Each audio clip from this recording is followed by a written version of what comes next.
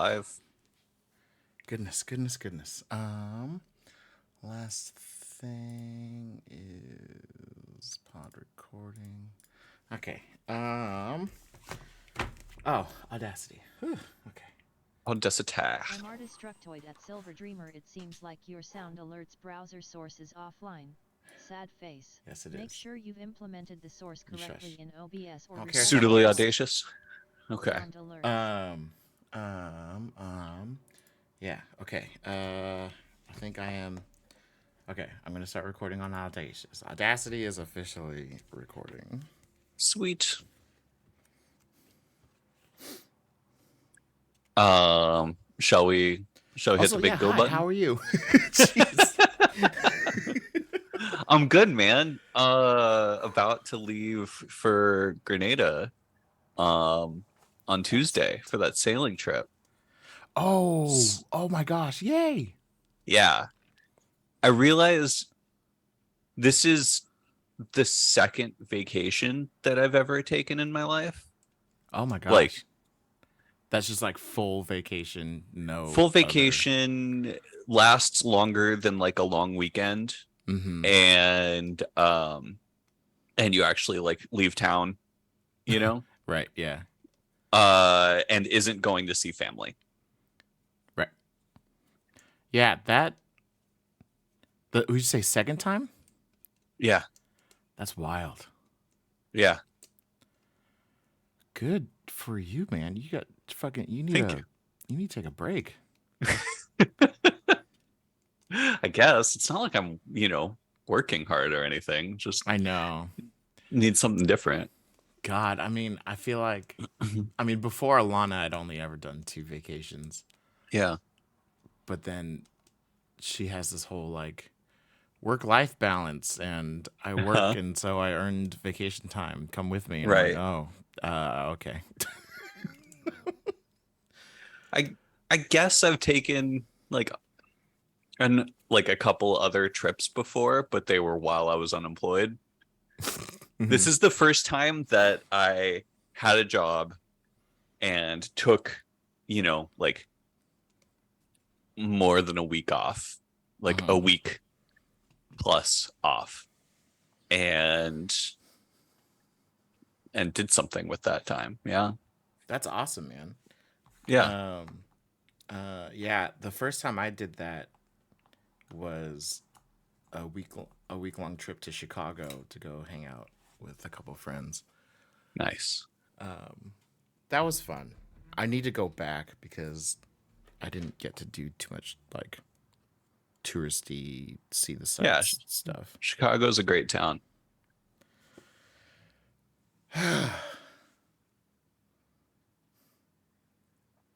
Cool. So just kind of like scrambling around, packing, cleaning, doing all the things, preparing Mm-hmm. for, and like, wait, what do I need to do and bring and prepare before going on a sailing trip? I don't know.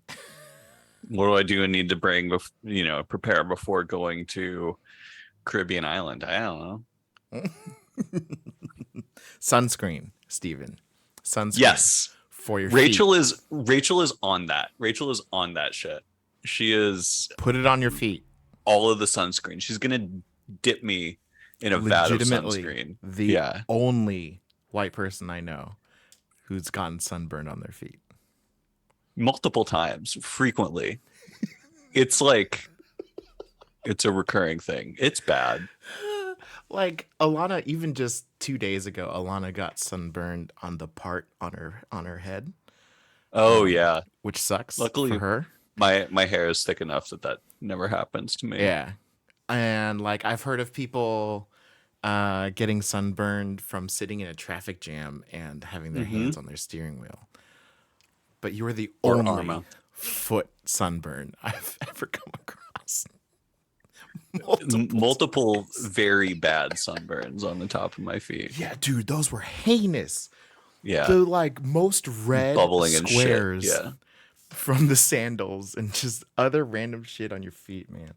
Ugh, wild. Absolutely wild. How about you? I'm good, man.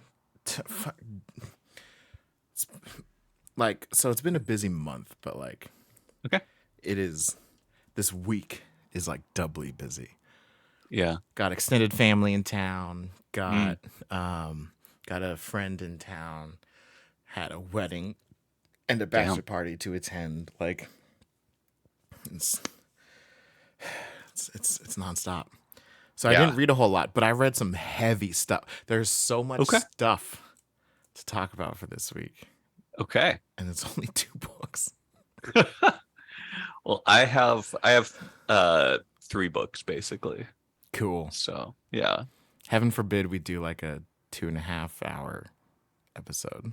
You know, I still hold a hope in my heart that this is like an hour and a half podcast that we do. In general? Yeah, in general. Oh. Like that every week we're in and out in an hour and a half. Honestly, we could. The ship has sailed so far, but yeah.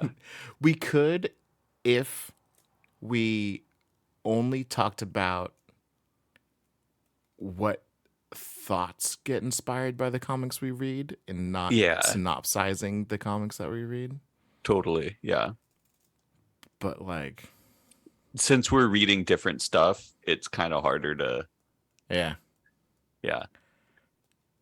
Like, And we've kind of set an example or like set a precedent of like we're telling people the story of the comic. right. To the point where some of the only reviews we have about our podcast is how well how well we tell the story Right? of the comic. Fuck. Oh, man. Sorry, Oh, Napuna. jeez. Yeah.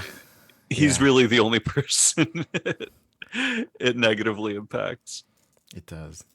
Well, should we like start officially? Should we Yeah, start let's do recording? it. Yeah. Recording in progress. I'm all over the place. Okay. I saw Transformers last night. I don't know if you've been on Facebook in the last 12 hours. I had right before actually just a minute ago while you stepped out before we were recording, I took a quick browse through Facebook and I saw that you and Wally were the only people in the theaters almost. Yeah. That There was a total of 10 of us. It seems to be maybe a sign of something. Well, so if you want to be cynical, yes, it is a sign. However, it's also a sign of that theater because wow, that theater is dirty. Oh, I don't think people want to go there anymore. Wow, which one? Fiesta 5. Fiesta 5. It's nasty. How the mighty have fallen. Wow. It's nasty. I texted the group that I was planning this with, and I was like, all right, guys, no more downtown movies. Like, from now on, we're going out to Camino. Like, and it's not even just so the seats are nasty. If they had worse lights in the theater so you couldn't see then you wouldn't the seats, know. it wouldn't be so bad, but you can see it. They clearly don't like do the upholstery or whatever. Yeah. Ever, maybe. But then like it's also just the like just around the corner is some of the like not as pretty parts of town of just Sure. like just the in between where Borders used, like it's Marshalls now, I think. Yeah, In yeah. between Like the theater and Marshalls, there's like a public stuff, restroom there, and it's not upkept. Bro, it's still Santa Barbara. It is still Santa Barbara. Like it's just the walk from the parking lot to the theater, but like in direct comparison to almost any of the other theaters we could go to, like if I have a choice, I'm not going to choose that one. That's fair. I think I've always had a pretty high tolerance for low cleanliness, which really comes in handy living in New York. It's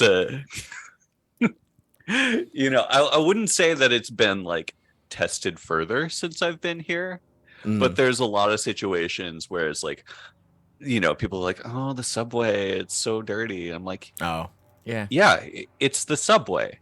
It's dirty. That's where the dirt goes. Yeah. That's Oh, the definitely it's streets are so definitely dirty. Yeah, streets are dirty.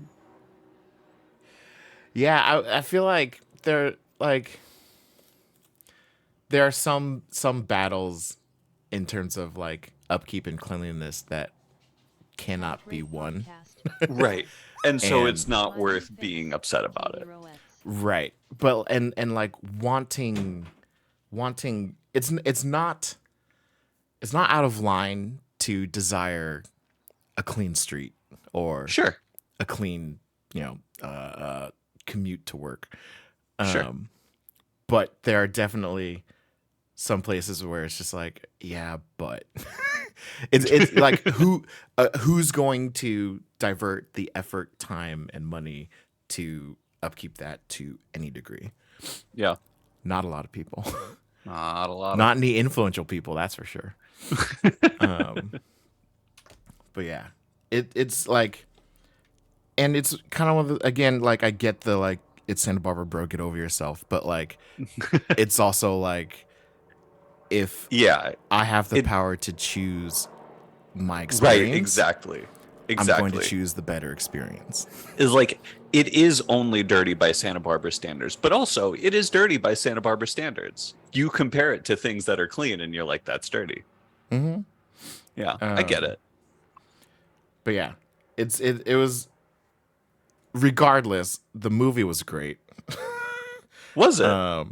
I had so much fun. So again, like I feel like it was never openly advertised that Bumblebee was like a reset. Oh, sure. It was implied because it was set in the 1980s compared to the first Right. 5 movies were all like now or whatever. Right. But it also could have just been like a Wolverine Origins movie, like Right. But Bumblebee was definitely it was the redesigns of everyone. Everyone got the G1 look, That and is so it's necessary. right. And And not this just movie was because great. not just for, my own personal nostalgia, but like I want to be able to tell apart your characters. Right? Oh I my want to gosh. look at one of the Transformers and be like, okay, that is definitely, Wheeljack and not Jazz. You know what's hilarious about that is in this movie in Rise of the Beasts, Mirage is his car mode is Yeah. the old jazz mode is the old jazz model from G1. Okay, okay, okay. So like the fact that you chose jazz, but to that point though, like the Decepticons aren't all gray, Yeah. and there's actual like vehicle parts Yes. on their car mode, so you can actually on their vehicle or robot mode, Right. so you Yeah. actually see like, oh, you're gonna turn into a car at some point. Cool. Yes. Got Yeah, it. and you have some connection between who this character is when they're in vehicle mode or in robot mode. Yeah, yeah, yeah, yeah, yeah. And Yeah. also it gives you it turns the robots, the Transformers into characters in a way that they didn't. Like if you can't tell the characters apart, then none of the characters matter. And so then you need more screen time for the human characters. Nobody fucking wants human characters because there's fucking Transformers here. Transformers are cool. So I thought about you while I was watching this Yeah. because they actually had a like I don't know if believable is the right phrase when it comes to Transformers, but like a story accepting an acceptable story for the humans in Yeah. comparison to the Transformers story. Oh, okay. Like Good there's balance. actual like plot conflict between Yeah. what the Autobots are trying to do and what the Oh, humans are trying to do. look at that. Right? It actually like I was like, oh, what? Excuse me. Um, and they pulled, and obviously like they pulled from like Beast Wars and stuff. Yeah. The Maximals are here, and Yeah. they had the same semi. They pulled some of the Beast Wars plot, where they're from the Did they? future, but then got shot back in time. Okay, they pulled the part that made me leave a delirious voicemail on your answering machine when we were 11 years old. Yeah. Yeah, yeah. I wish we had a recording of that and we could Oh, post it as like a bumper for this right? Oh, we're like episode or just too something. old to not have our childhoods like recorded across like computers. Yeah, that this was on an analog voice message machine. Oh man, great times. Anyway, If I can approximate it, it was something like, well, did you see Beast Wars? Call me back. Bye. yes. Oh my god, dude. That was the whole. It was so great. It was so great. And anyway, point is, it's worth a watch in Okay. not in the name of like, wow, the cinematography and storytelling is Yeah, is like sure. award worthy. But it's as like, someone who grew up on Beast Wars and Transformers, this is more along the lines of what you would have wanted in the like mid to late 90s. it clears the bar of what I had for the first. That it clears the bar that the first Transformers movie failed to clear, which is if this is just a normal quality bad action movie, but it has Transformers in it, I'm in. Yes, it's that. Yes, It's okay. that. Just it was. There's a few like action movie tropes that it still falls into, but like Sure. it's still a good time. It was Yeah, fun. yeah. If it's still in theaters by the time I get back from my trip, Yeah. maybe I'll go see Wally it. was like, "Did you tell Steve to watch this?" I was like, "I'm going to." It's. I was like, "I don't know. He probably hasn't seen it yet." He's like, "Well, tell him to like watch it next week." I was like, "Okay, fine." Yep. So I'm officially doing Wow. it. Okay. It's record. got the Wally seal of approval. Yeah.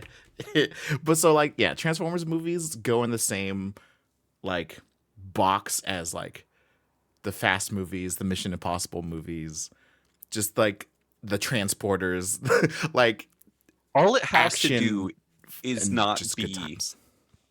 egregiously bad. It just Yes. has to hit Yes. normal. The bar was so bad. low. Yeah. The first 5, I can't believe they made 5, and then the 5th one made Earth Unicron in disguise, and it was just like, let's That's not. fucking hilarious. And it ended with a cliffhanger of Gemma Chan showing up, being like, "Hey, look, it's Unicron's horn," and just, it was Wow. Okay. Yeah. you All know what right. makes me thankful about them is that it created Caravan. It made 5 really fun episodes of Caravan of Garbage with Mr. Sunday movies.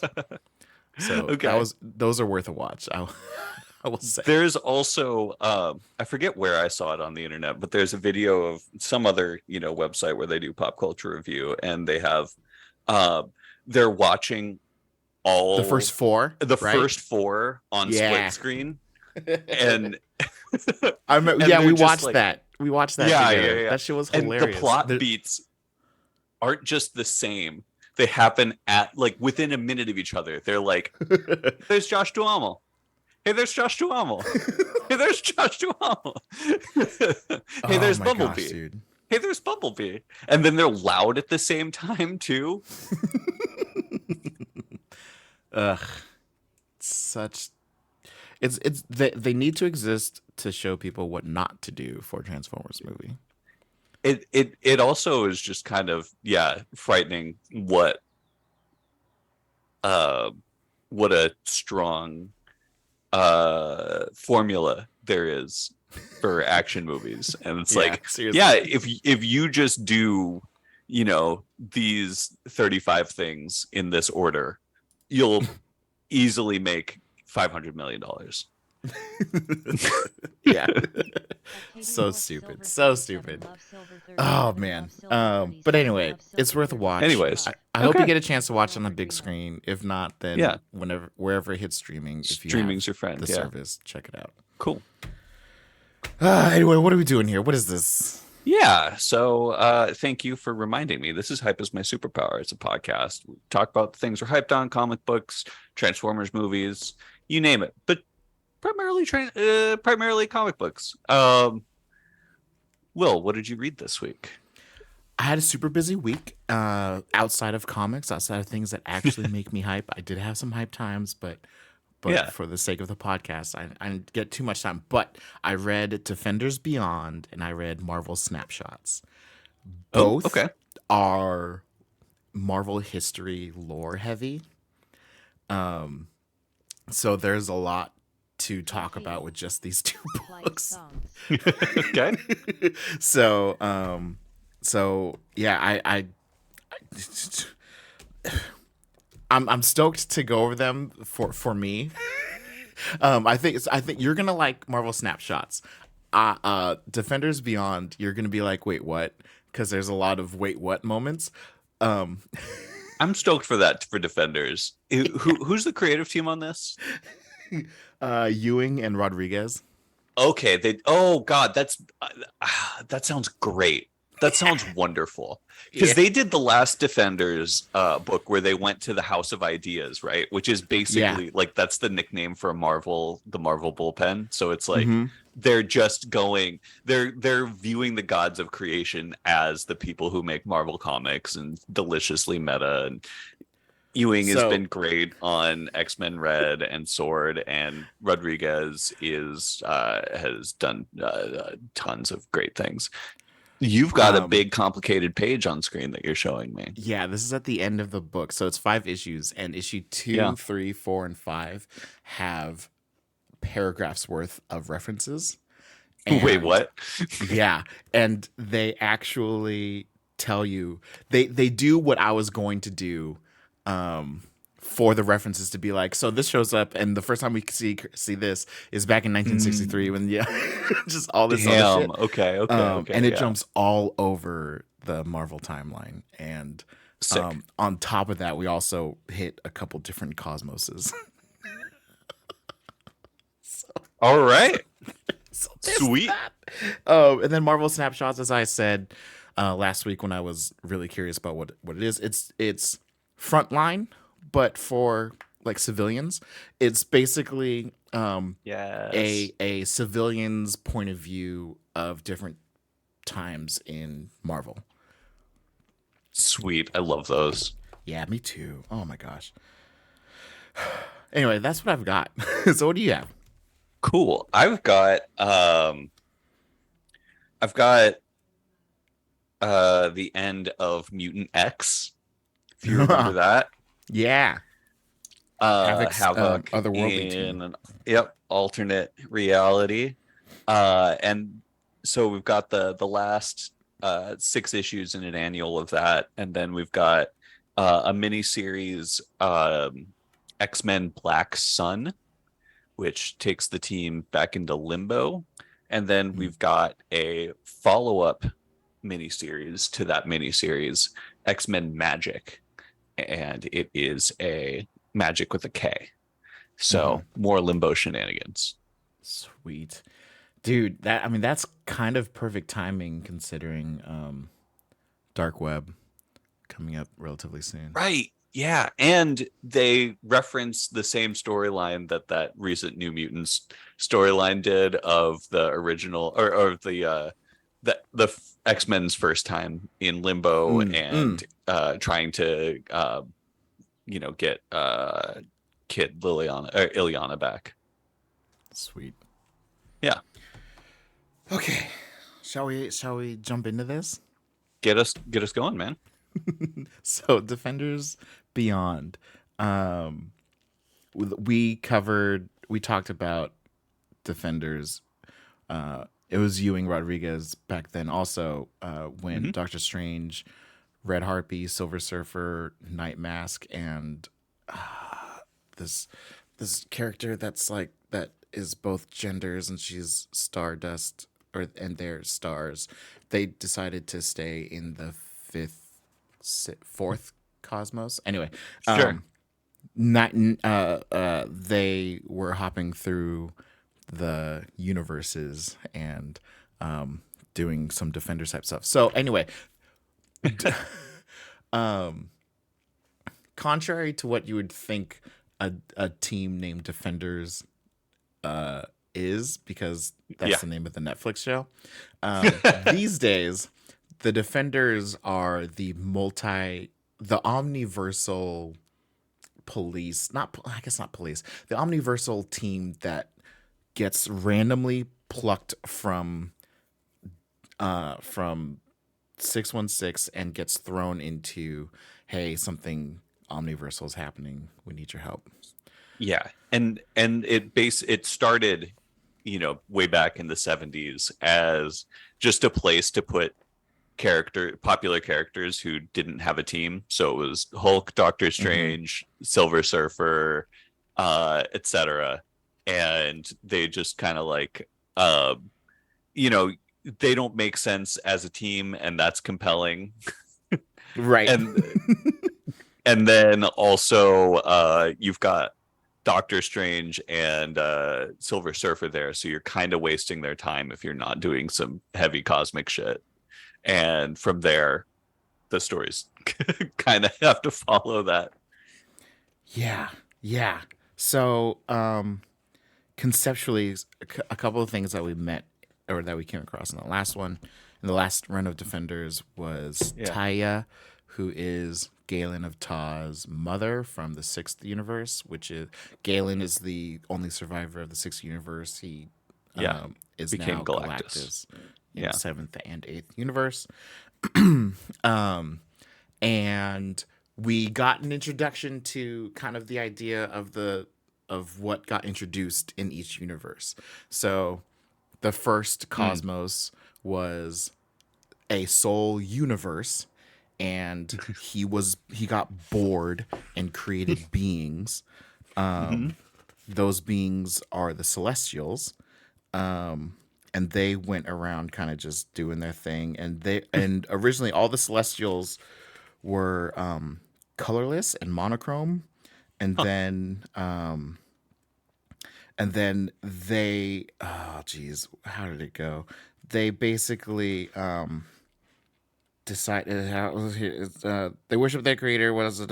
And then with the answer to that, the first cracks in the first firmament, a strata of the earliest beings took on vibrant color, defying their monochromatic fellows. A rainbow of rebel angels with rebellious, unsanctioned desires. They became the Celestials. Those who wished to crush them became the aspirants, and the great tyrants of the status quo. The Celestial Rebellion became a Celestial War, change versus stagnation, evolution versus stasis, tomorrow versus yesterday. So the colored Celestials kind of became the idea of change. Interesting. And the That's monochrome cool. Celestials were like, no, everything should stay the same. And that is a theme across like every different timeline or like era of Marvel. Like that's what the Eternals are doing right now. Yes, totally. So that ended up creating basically the first universe was had everything, and he wanted to experience the only thing he couldn't, which was death. And so he killed himself, and and then the second universe came along, and he became, and that is where the struggle of what is and what isn't, like we came across that fight, right? these, like giant beings of concepts of to be and not to be. That's the question. And then to be one, and then the third cosmos came along, and that's when we got the aspects. God, I think I'm screwing this up. I feel like It's all good. Doesn't matter. But then we got the aspects of color and emotion and all this other stuff. And then, because I actually think that's the fourth one, and then the fifth one is when they got the introduction of of magic, and the creation of all magic is from the fifth universe, and then the sixth universe is the creation of all technology, and then the seventh universe is the one that we used to know and love, and then that got destroyed by the Beyonders. Yeah. And then in 2015, we ended up getting the eighth universe, which is our current universe. And the eighth universe is different because it is a continuation of the seventh universe and not a full rebirth. Interesting. Okay. Anyway, and the other thing that we came across in the Last Defenders run is the Night Mask. The Night Mask, whoever wears it, it powers you up to be evenly matched with whatever you're fighting. Huh. Okay. And it's this cosmic tool that's just amazing and mind-blowing. And we start this book with with Loki outside of time, from the Loki from Agent of Asgard, because there's like when Loki is involved, it's basically just accepted that there's kind of multiple Lokis running around through time, and like as they come across each other, they're like, "Oh, you're from my future, huh?" I'm like, yeah, okay, cool, moving on. It's just like, and this is always represented by like the body type. So like sometimes it's kid Loki, sometimes it's teen Loki, sometimes it's young adult Loki, sometimes it's old decrepit Loki, sometimes it's female Loki, and they're all different versions of the same person. Anyway, he refers to himself as the god of stories. He's missing a horn, like Sylvie is in Loki. Right. Show. Yeah. And in Loki, Agent of Asgard, he disappears through a dimensional door for a bit, and this is kind of sort of that story. And he hopped around, and he sees the funeral of Odin that happened in Donny Cates's Thor very recently, when he fought the god of storms. That's the god of the hammer in Mjolnir or whatever. Anyway, and so this Loki is in complete disbelief of that Odin could possibly die. He sees the Donny Cates current Loki standing there and actually grieving, and he's like, "Wait, no, this doesn't make sense. Isn't this what you're supposed to like reveal yourself as the mastermind behind this plan?" Yada yada. Yeah.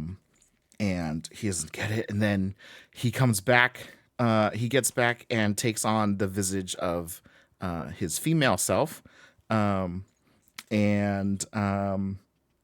comes back. He goes to the sixth universe, and Taya's like, "Hi," and she's like, and she Loki is just like, "Yeah, I gotta go talk to Doctor Strange." She's like, "Oh, the home of Doctor Strange, the eighth cosmos," and they're like, "Yeah, you know him." And they're like, "Yeah, so let's go on an adventure." And so they go on an adventure, and then there's this defender spell that has been set off by Stephen Strange. He's dead, and so one of the posthumous spell. Yeah, just went off, and it went and found Blue Marvel, and it's just Adam Brashear. He's the living antimatter generator man. Anyway, it goes to him, and he's like, "Hello, Adam Brashear. You've been tasked with doing a Defenders thing." And Brashear hates magic, and he's like, "Nah, I'm not doing things." And then the spell starts playing tarot cards, showing him all the stuff. And Brashear apparently knows how to read tarot, and is just like, "Oh, this is really obnoxious. I'm not dealing with this." And then turns out Adam Brashear is the one who holds the Night Mask. What? And he's been keeping an eye on it. And the spell keeps on drawing tarot cards, and he's like, "No." And then America Chavez shows up, and she gets sent through a portal, and Brashear's like, "That's not your usual portal." She's like, "Yeah, it's not really working so well." As we saw in America Chavez Made in the USA a few number of episodes ago, her dimension hopping powers aren't doing so well. Also, she was created in 616 and not actually from Yeah. whatever the place that she believed she was The from. whatever I don't- place. Yeah. Yeah, I don't remember what it's I called. think that's Not the entirely official important. comics term, the whatever place. Yeah.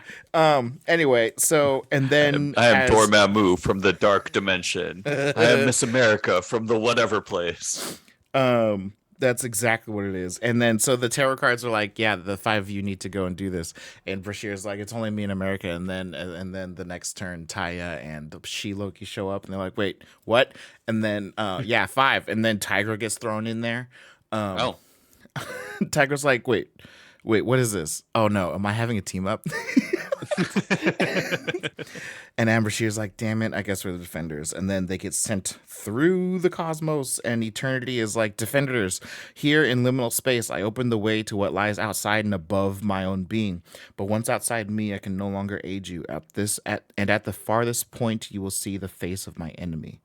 And so they go out, and they end up in this endless blackness, and then OG Beyonder shows up.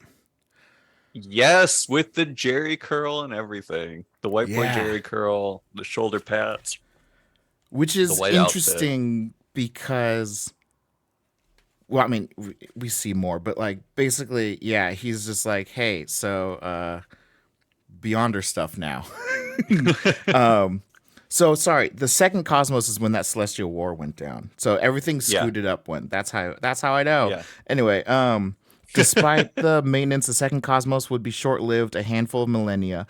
Its only constant was the new, and thus its multiversal personification was too eager to experience the exciting sensation of all death, followed by rebirth, a new evolution of the cosmos that had learned the lessons of being and non-being, and thus could form the earliest sparks of narrative. Oh, so third universe brings in story.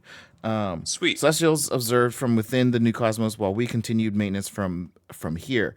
Nothing dies while we remain here in the remnants of the second cosmos outside all that is known and beyond it. So, anyway, the concept of the Beyonders, they're hanging out outside the cosmoses doing their thing. And that concept was introduced by Hickman when he introduced the whole race of Beyonders. Right. And we end up in this giant they end up in this giant place where there's multiple Beyonders just kind of hanging out, doing their thing, being Beyondy. And it's about this time that I should jump in that canonically Spider-Man taught Beyonder how to poop. This is a real thing that happened in a Marvel comic. Yeah. Okay. Just in case you didn't think comics were fun. To rubber band from that, they made a reference and showed the Concordance engine that I'm obsessed with. Yes. Concordance engine was introduced in a different Defenders book back in the like late aughts. Yeah. And it's basically used to help keep. Anyway, the Concordance engine for 616 looks at the multiverse and makes sure that the best version of each hero ends up in 616, which conceptually is so strange, but it's also not completely true. It's no longer really that true anymore. You think of like, what's the best version of Blink? Definitely Age of Apocalypse Blink. Absolutely. And also in Doctor Doom, we get it. Well, he's a villain, but like in Doctor Doom, we get a different Earth where he wins basically, and he's a good guy, and he saves the entire universe. Yeah, and then he also deletes it with an ultimate nullifier. But yeah, so they talk about experiment failed. Conclusion: what will be cannot be prevented. Concordance engines are being created in place. Their enigma force may help contain the threat to a narrow band of realities, but they will not save those realities. They will not save you. So basically, they talk about this necessary experiment because the seventh cosmos turning into the eighth was a controlled demolition. from the Uh-huh. Beyonders' perspective, because they were the ones going around destroying all the universes. Right. Um, That's and they pretty say, cool. right? They're like, we are linear in nature, yet we can predict what will be from what is. A fire break in the flow of events was judged practical to prevent the coming dominion. Dominion, a word I've heard before, yada, yada, yada. Anyway, they talk about as linear beings, we cannot risk drawing the attention of a non-linear threat. That we allowed you to learn what you have is an indulgence. You must be returned whence you came. So basically, they're running these experiments, and then they fight, and then America puts on the night mask, and it powers her up to the beyonder level, and she fights Yeah. beyonders. And Get it. Beyonders are made out of matter. Adam Brashear is living antimatter, and so he busts one by flying through it and like dissipates his matter. Wow. Anyway, high level ridiculousness is goes on. They enter and then they go outside. So they go outside of the like concordance engine white space that they're in, and they end up in this place that is commonly referred to as the White Hot Room. Oh shit. We got some white hot room. And in You doing want to tell the so, people what the white hot room is? I thought you might want Or to. do you want me to do it? Okay, You have more history with it's it. it's basically the waiting area for the Phoenix Force as it finds new hosts, or as hosts wait for previous hosts wait for resurrection. It's Phoenixy. It's some Phoenixy Hmm. shit. I actually It, don't have more history with it. It uh, got introduced for the first time in whatever Phoenix End Song or War Song or something oh, song, really? whichever. Yeah. Oh, I thought it was Yep. older than that. Nope. Nope. Well, That was brand regardless, new. Yeah. um, Taya becomes a host of the Phoenix. Okay. Um, and then they're That's trapped a in the little White Hot scary. Room. Cool. Adam Brashear, they get split up into different parts of the White Hot Room. They being the rest of the defenders. Adam Yeah. Brashear ends up coming across this architect guy who's just like building things inside the White Hot Room. Who's just Um, Stanley? it kind of, but that felt random, and I thought that was just part of the book. But he's been into the comics before. Um, Oh, okay. yeah, and then I saw glasses. I saw a mustache. This is it already screams. a Hmm. title that's known for being meta for, making Marvel references within Marvel comics. So I'm just gonna call it. They called it the Architect. I'm just gonna say it's Stanley. Yeah. Um, Adam Brashear and Phoenix start fighting across like reality and like all kinds of fun use of art and panels.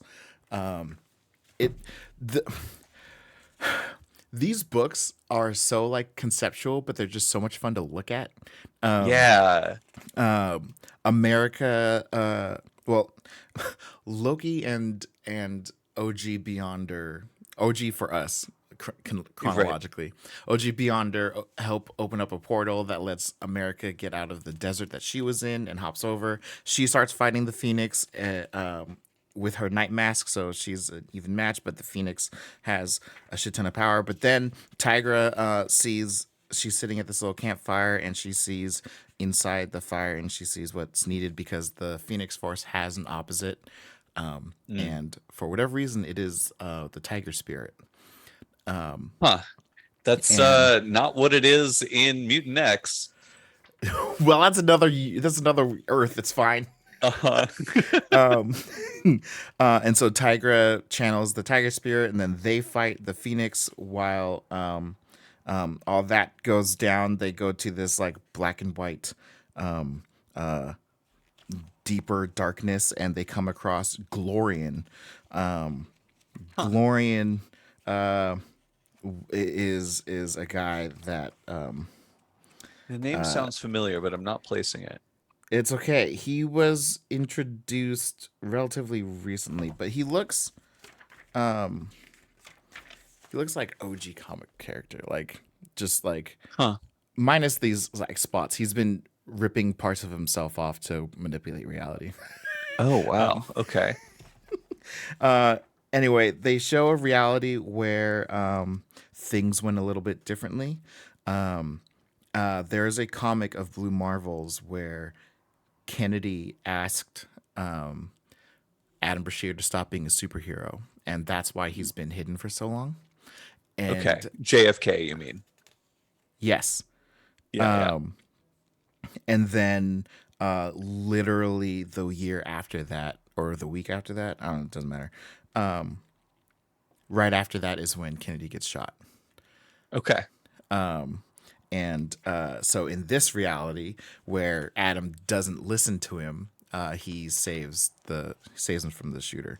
Oh. And so basically Glorian is creating this reality where everyone gets what they want. And so America has her little sister and they are superheroes. Taya is hanging out with Lifebringer, Golden Galactus, Hmm. and America, who's still wearing her night mask, starts seeing realities breaking. Oh Lord, and then Tigra is in this reality. Tigra is like the ultimate hero. She's worthy of wielding Mjolnir. Cap lends her his shield. Like Yeah. everyone has everything they wanted. Doesn't matter. Moving on. Loki. America takes off her night mask and gives it to Loki, and Oh. Loki just uses the night mask and replaces his horn with the night mask. Okay. Cool. And then they get saved by the Queen of Nevers, who is also the Queen of Always. Okay. And she brings in the archetypes from Cloud is the other person's name, and Cloud hang out with the archetypes back in the fourth universe. Okay. Anyway, they show up to help stop Glorian from doing what Glorian does. They do all this crazy stuff, and then they're like, okay, so we're here, but there's always somewhere more. So Adam Brashear's whole perspective on things is that there's never a limit. Whatever you Okay. see, there's always something beyond. Okay. And so they're like, hey, we're in this like weird no space with Glorian. What's beyond here? And the Queen of Sure. Nevers is like, sure, let's go. And then they're like, hey, look, it's the door to the House of Ideas. Hey, sick. So they go to the House of Ideas in the last issue. And they kind of they and they come across the one above all, and Uh-huh. Anna Brashear says, "No, there's no way." He actually challenges one above all. He says, "I'm the one above all." He goes, I'm sorry, I don't think that's true."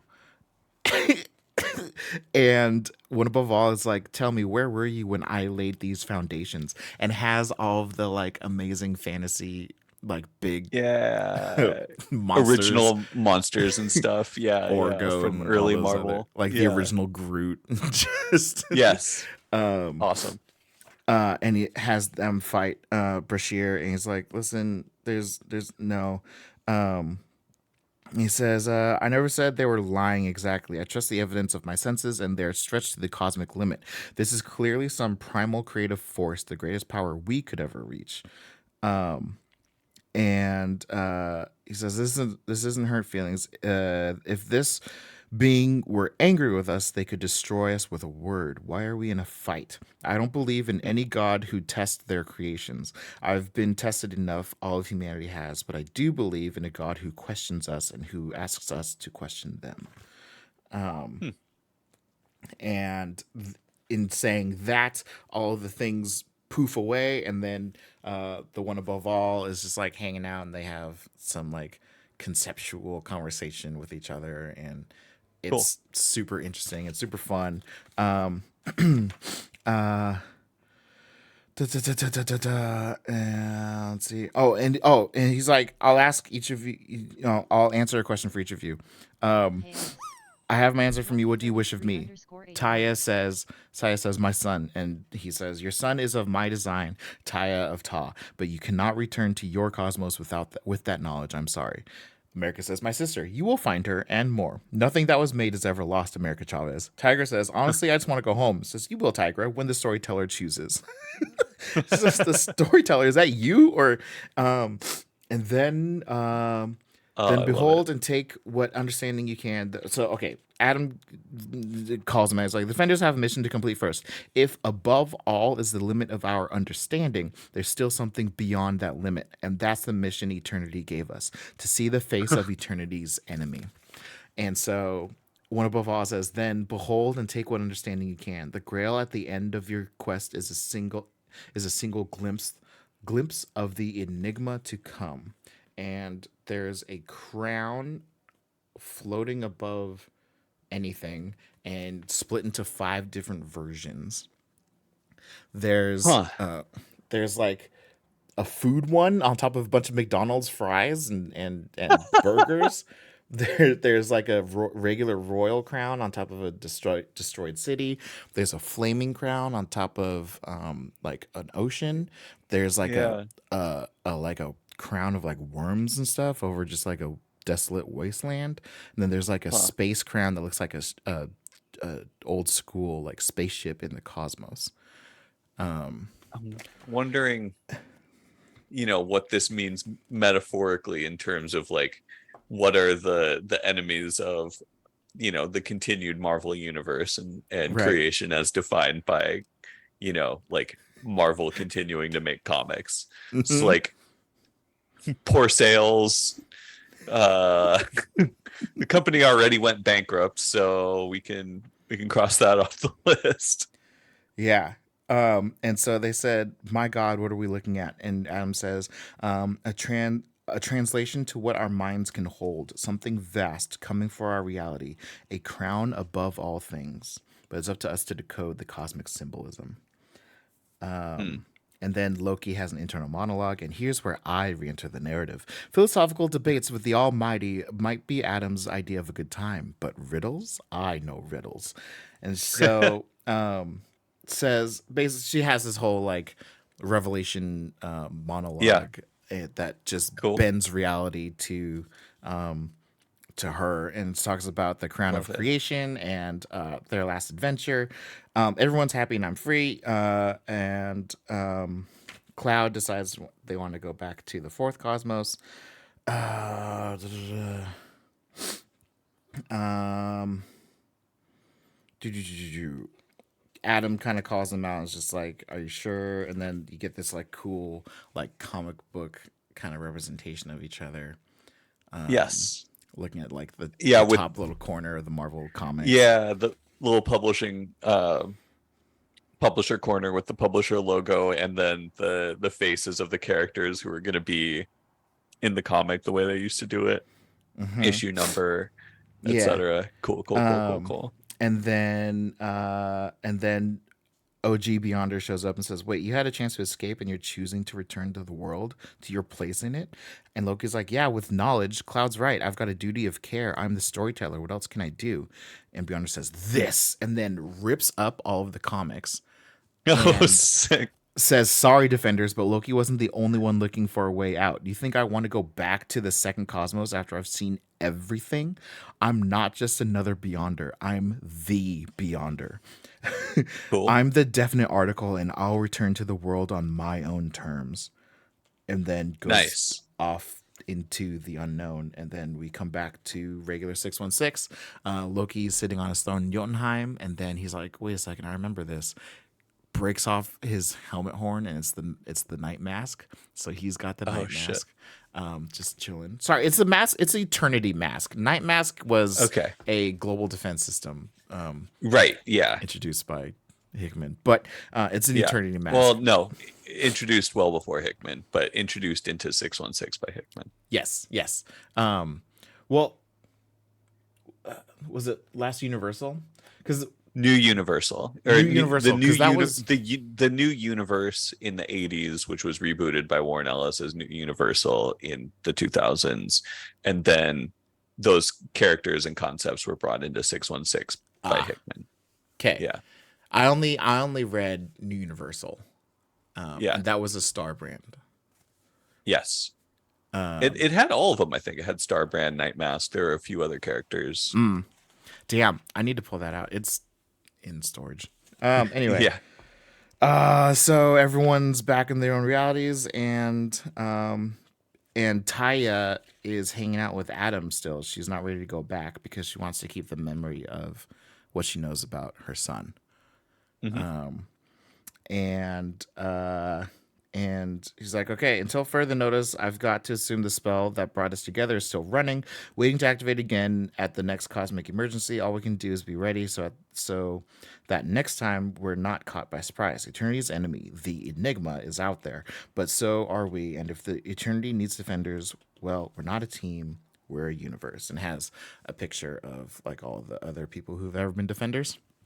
Cool. Anyway, so the only other thing I just want to throw in here is this breakdown page of references. Yeah. Tell me what's going on here. Yeah, so in issue 2, you had History of the Celestial War was first told in Ultimates 2 back in 2016, number 6. The Omega Council and their concordance engines were seen in Defenders 2011, issue number 10 in particular. The Ivory Kings were revealed to be the Beyonders in New Avengers 2013, number 29. Just before they ended the 7th Cosmos in Secret Wars 2015. The Beyonder story can be found in the original Secret Wars 2, and Fantastic Four 1961, issue number 319. The Rogue Debaser unit fought Blue Marvel in Captain America and the Mighty Avengers 4 through 7, while Monaco Rambeau has been investigating the Beyond Corporation in recent issues of Amazing Spider-Man Beyond. And finally, the Eternity Mask originated in Marvel Comics number 1000. Okay. And then issue number 3, all of the like references they had. The first sighting of what became the White Hot Room was in Classic X-Men number 8. Never mind. Apparently, then. The Phoenix was first connected. You know what it is? Because those are the backup stories in those Classic X-Men. So the Classic X-Men was a series of reprints of classic issues of Uncanny X-Men. And but they included a new backup story by Claremont that like kind of expanded on things, and a lot of them ended up adding a lot of mythology and important, like that's where Lord of Chantal came from. She was never in the original issues of it, cool. But she was kind of retconned in. So similar concept. So, okay. I'm gonna have I guess I'm gonna have to do a third reread of the Claremont run, reading over the classic X-Men backstories alongside. You should read some of that with me just to get Storm. Sounds fun. Yeah, I'm down. Yeah. Okay. The Phoenix was first connected to Tifereth back in X-Men number 108. We got another look at the Phoenix's home in Classic X-Men number 43, featuring a familiar construction worker. And we got to step inside the White Hot Room and experience Phoenix medicine in New X-Men number 154. Readers got a glimpse of the Tiger God playing opposite a quote bird of fire at the end of Deadly Hands of Kung Fu number 19. But he wouldn't make a real on-panel appearance until Avengers Academy number 36. And we learned his prehistoric origins in Mighty Avengers Volume 2, number 3. And then Maya Lopez Echo became the Phoenix of our age in Avengers Volume 8, number 44. Her adventures of Phoenix are ongoing. So that's a whole thing. And then issue number 4 was President Kennedy asked Blue Marvel to stand down to stop being a public superhero in Adam, Legend of the Blue Marvel number 1. America's sister, Catalina, has been lost in the multiverse since America Chavez made in the USA, number 5. Galactus had his hunger restored, more potent than ever in Ultimates 2, number 4. For more on the land of couldn't be, shouldn't be, see Silver Surfer 2014, number 3. Glorian, quote, died there in Silver Surfer 2014, number 15. The House of Ideas, the core of all of reality and the birthplace of all that was, all that is, and all that yet may be, was first seen in full in Avengers No Road Home, number 9. And then in the last issue, Loki visited the Celestials to find who'd been pulling his strings in Infinity Wars number 6 and discovered he'd been tricking himself. which is love fun because love this is you, Loki. right. So, because I remember reading that, and he sees that as Yeah. himself, and then he just kind of moves on. And this story is that reflection. So Excellent. that was cool. Following which, he sought out the House of Ideas in Loki #2, but ended up tricked by the cosmic beings then and now. How much of the truth they told him remains to be seen. Meanwhile, the one above all, first mentioned in Fantastic Four #72, and we've got to meet him and tour the House of Ideas for the first time in Fantastic Four #511, and then again in Avengers No Road Home #10 when Vision was allowed through one of the earthly doors to it. So Sweet. yeah, references Yeah. and Galore. uses from all over Marvel continuity, and I love that. I I know you love when love that. comics do that. So much I fun. know you do. Oh, jeez. Okay. Sorry that a lot happens in that book. So we have Marvel Snapshots. This is eight one what shit, what is it called? One shots. One Eight one shots. shots. Um I've deleted that definition out of my mind so I don't say that when I'm talking about like volumes. And here we are. Anyway, so to recap, it's Submariner, Fantastic Four, Captain America, X-Men, Avengers, Spider-Man, Civil War, and Captain Marvel. Okay. So Submariner takes place. Oh, it follows a character named Betty Dean. She was a like basically like kind of Namor's girlfriend before he went off to the war. Mhm. Her first appearance was in Marvel Mystery Comics #3 in November of 1939. She has she has a bunch of brothers, focusing really here on two of them who went off and fought in World War II. One of them lost a leg and came back and was just he lost his leg in Saipan, sorry. And then her brother Lloyd has PTSD from the war and is like just is like consistently shaking. He just has like the I feel like it's called tremors, but I don't actually know. Anyway, now that the war is over, she Namor hits her up to go out for a little bit, and they go to Palisado's amusement park, just outside of Manhattan, Okay. across the river from Manhattan, Mhm. and they hang out, having a good time. Betty's trying to come up with this idea that the two of them could be together. Mm. And then Namor seems changed post-war. Mhm.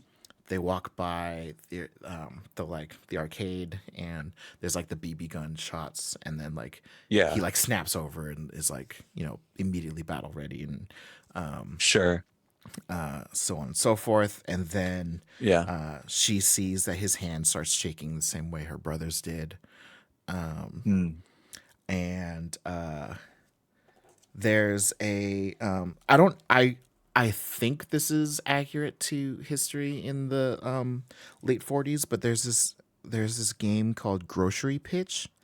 And basically Grocery Pitch, it's called Grocery Pitch because the prizes are bags of groceries, and started during the Depression. People come here for a chance at putting food on the table, and so it's the same like 6 bottles. You try to knock all 6 bottles off Yeah. with a baseball, and Like yeah, the similar carnival nowadays game type. yeah, nowadays you get a stuffed animal, but apparently during the Yeah. Depression you could do that to try to win some groceries. So Huh. this family was trying to win some groceries. They couldn't. Namor's like, no, let me try. Wins them 6 bags of groceries.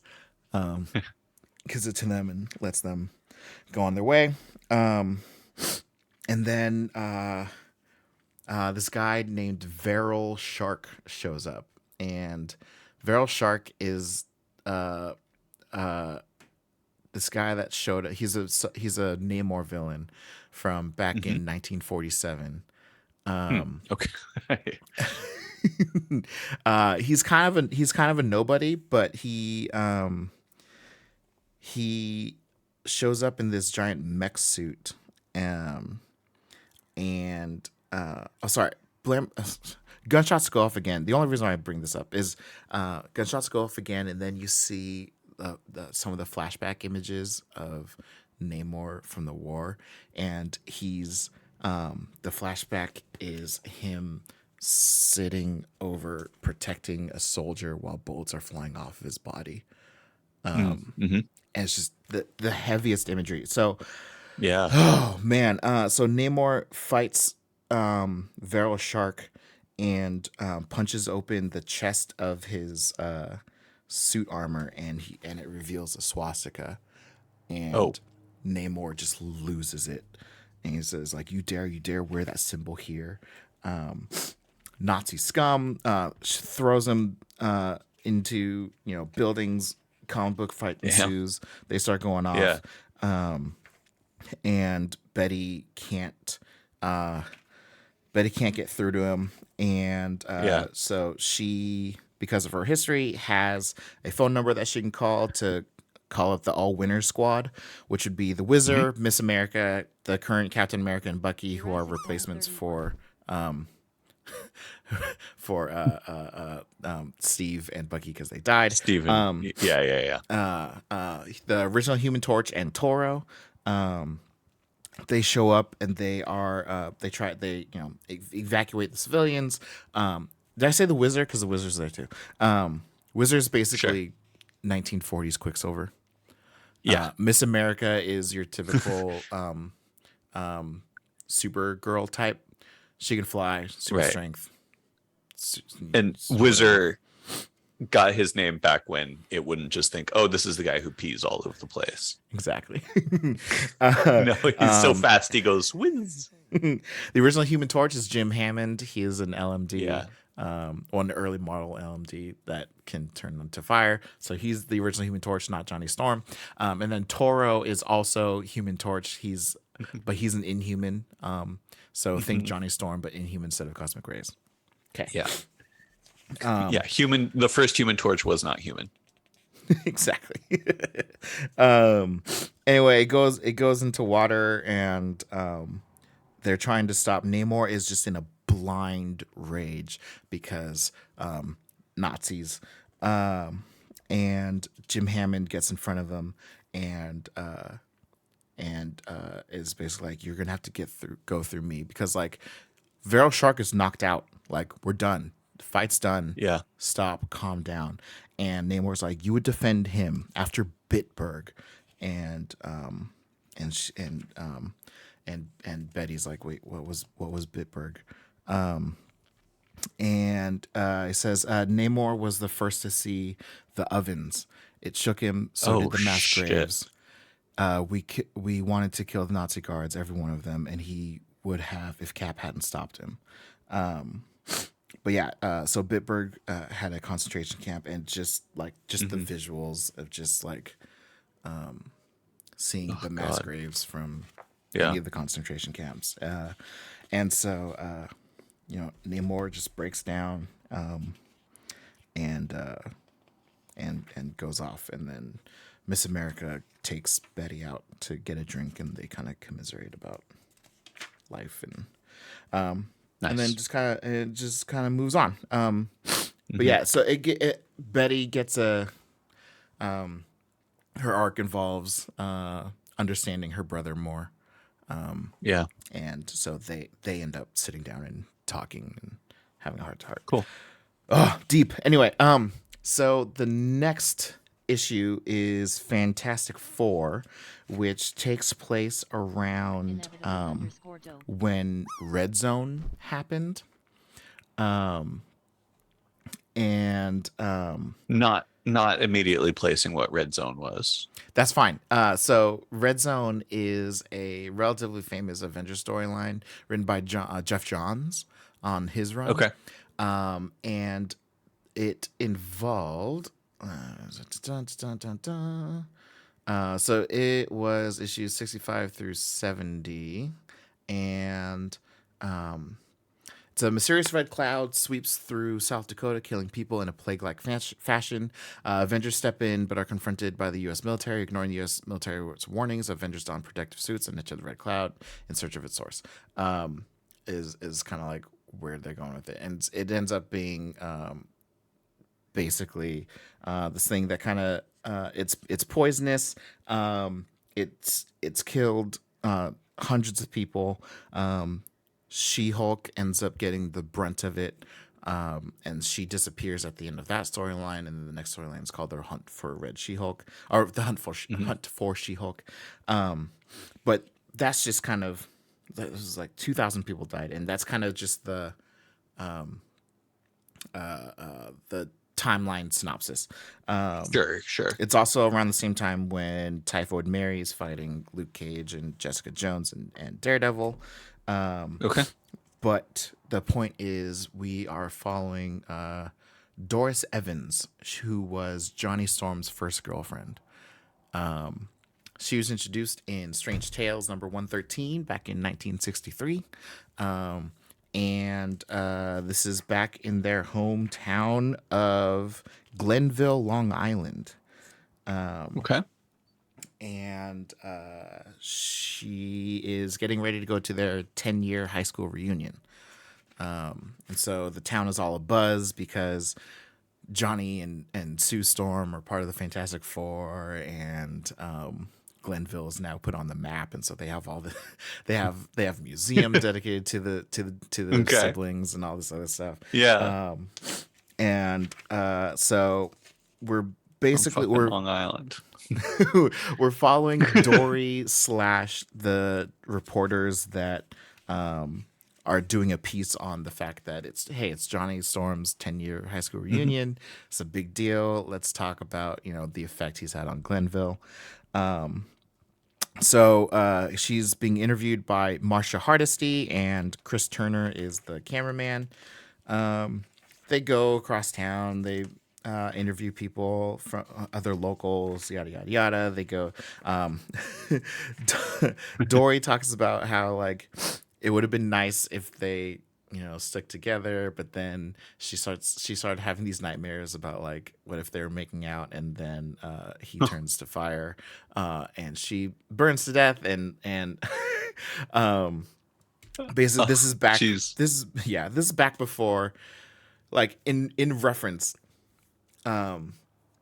Johnny got his powers in high school, and like he was an impulsive hothead teenager, and so like anytime he lost his temper or anytime his emotions got out of hand, fire flame-ons would happen. And anyway, point is they go to the high school reunion, and it's as glamorous as you think it was, but a lot of outsiders are allowed in, I assume, because of the spectacle of Johnny Storm.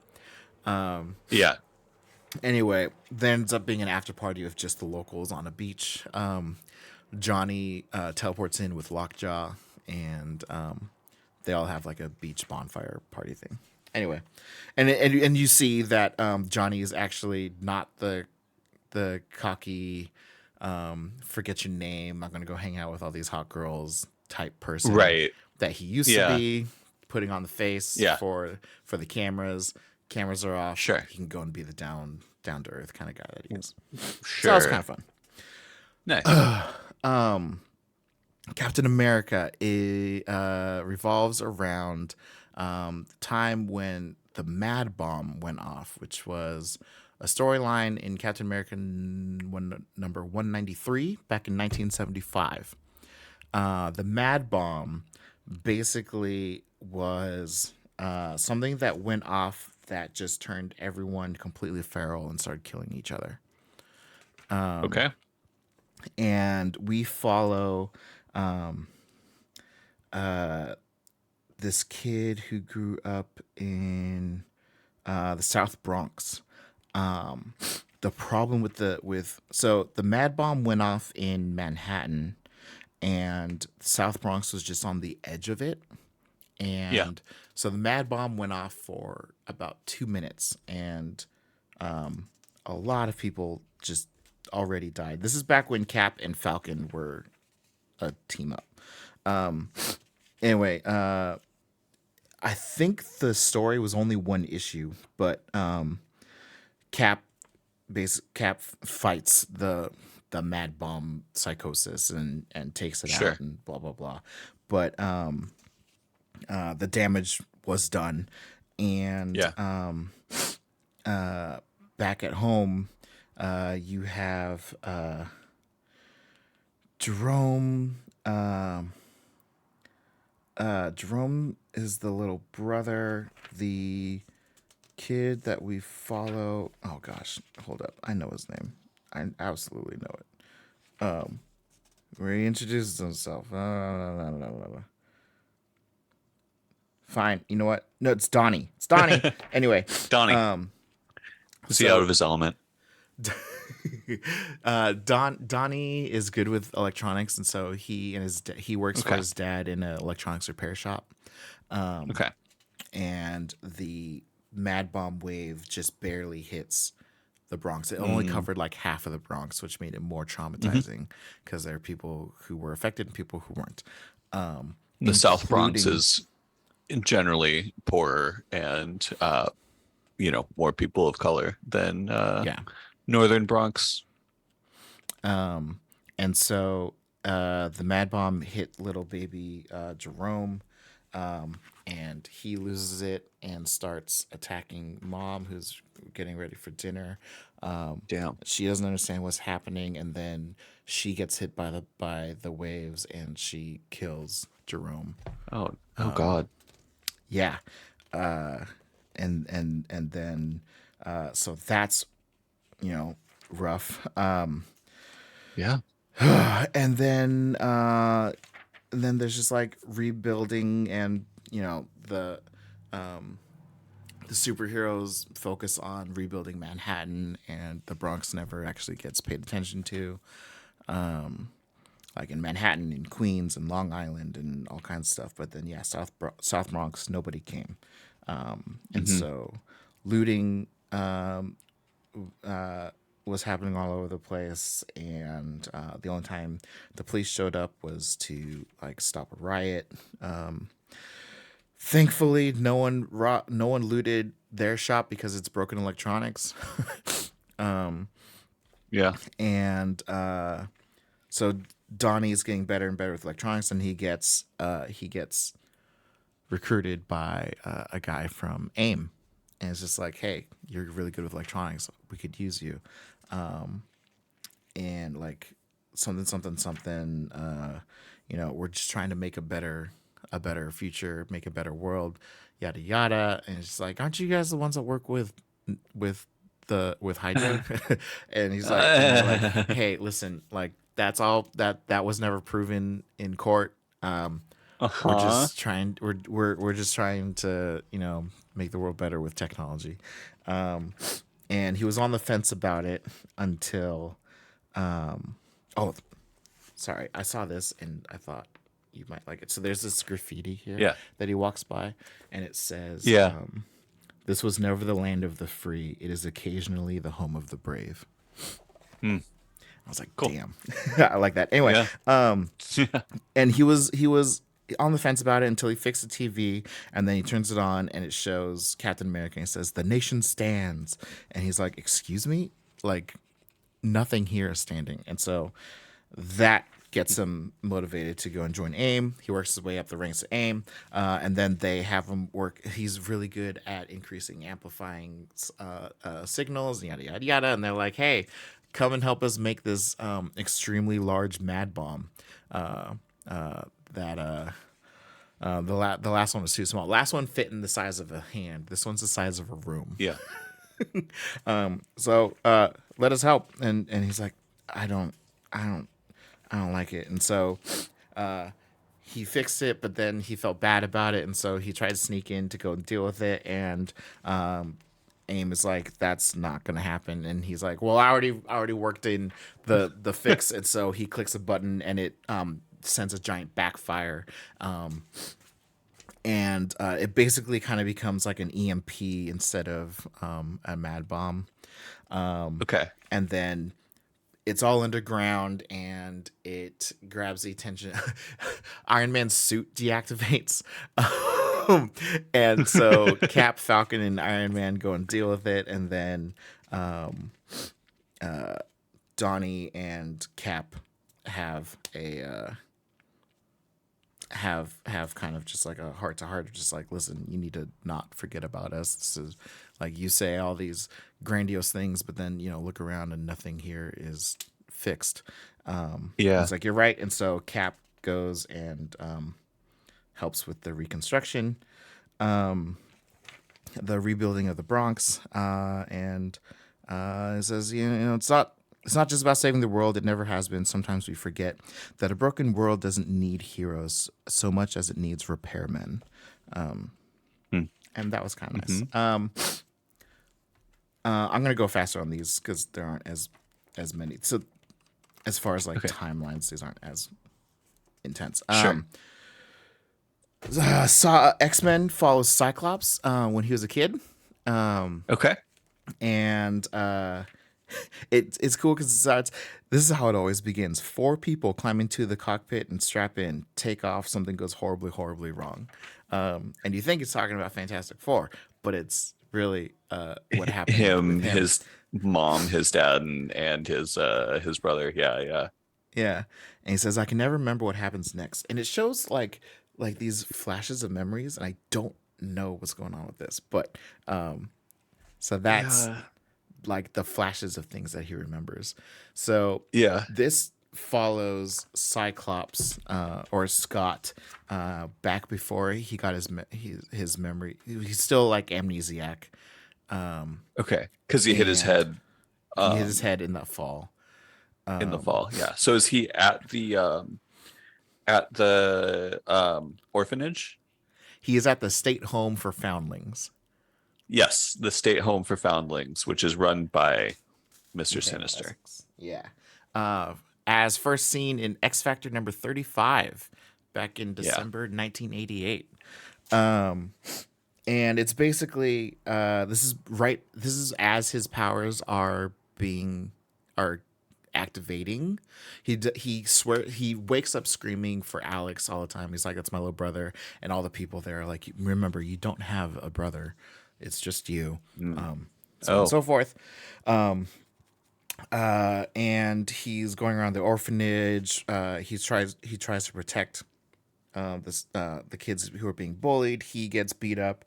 Every time that happens, his eyes start to kind of glow red, but then he passes out, and he always feels like his head's gonna explode. Yeah. And then he wakes up one day, and no one is in the nursery, in the nurse's office, and everyone's crowded around the TV, and he sees the first public appearance of the Fantastic Four. Oh. And he just immediately gets inspired. He's like, heroes, that's a thing. Cool. And as soon as the Fantastic Four just become this public thing, like every kid in the orphanage is wearing Fantastic Four shirts. Everyone has these hero complexes, and he's just like, man, that's really cool. And then and like he starts to idolize Reed Richards, and he's just like, he's the leader, he's the smart guy. I really want to meet him one day. And so he's going to the library and checking out every single book on Fantastic Four and superheroes and everything that they're like featured in. He's just doing all kinds of research about them. He's just obsessive about it. and he's like, he actually says, I obsess about things, get fixated, and can't let go. I know that. But all of this feels important, like something I should recognize, maybe something that got lost with everything else, like a secret code. And if I can just work it out, learn what all the pieces are and how they fit, it'll start to make sense. Like if I can make this one thing make sense, maybe the rest of the world will start to make sense too. Maybe I'll start to make sense. And so like his like analytical brain is like starting to Hmm. figure out how to form itself and Hmm. and he starts Interesting. obsessing about how to encompass everything to make the thing. Huh. And so it starts going through that, and then he sees, um, as he's obsessing about the Fantastic Four, more and more heroes start appearing. Ant-Man shows up, Yeah. Spider-Man shows up, Iron Man, Thor, fighting monsters, saving lives, stopping madmen. Like it's like somebody uncorked a genie bottle. Why them? What's the connection? Why now? And the question I try my best not to think about: where were they before? And Hmm. he flashes back to him falling out of the plane again. Hmm. And so he goes back to the library, is checking stuff out, and then the librarian's just like, "Oh, you like superheroes, huh?" He's like, "Yeah." And she says, "Are you going to see Dr. Richards speak on Saturday?" He's like, "What?" She gives him a little Oh. flyer. It's a grand opening for agricultural futurism. Center for Agricultural Futurism with featured speakers Dr. Reed Richards, Dr. Anthony Stark, and Dr. Peter Corbeau. Oh, Peter Corbeau. Yeah. Um, he's like, dude, I'm absolutely going to be there. So he goes. So he goes, and Peter then Corbeau being the X-Men's best scientist friend or astronomer friend or astronaut. Got there there you go. eventually. So he's obsessing, and then he passes out, and then he goes to the doctor, and they give him these red glasses, and for whatever reason, it stops his headaches, and he's just Uh-huh. like, oh, great, cool.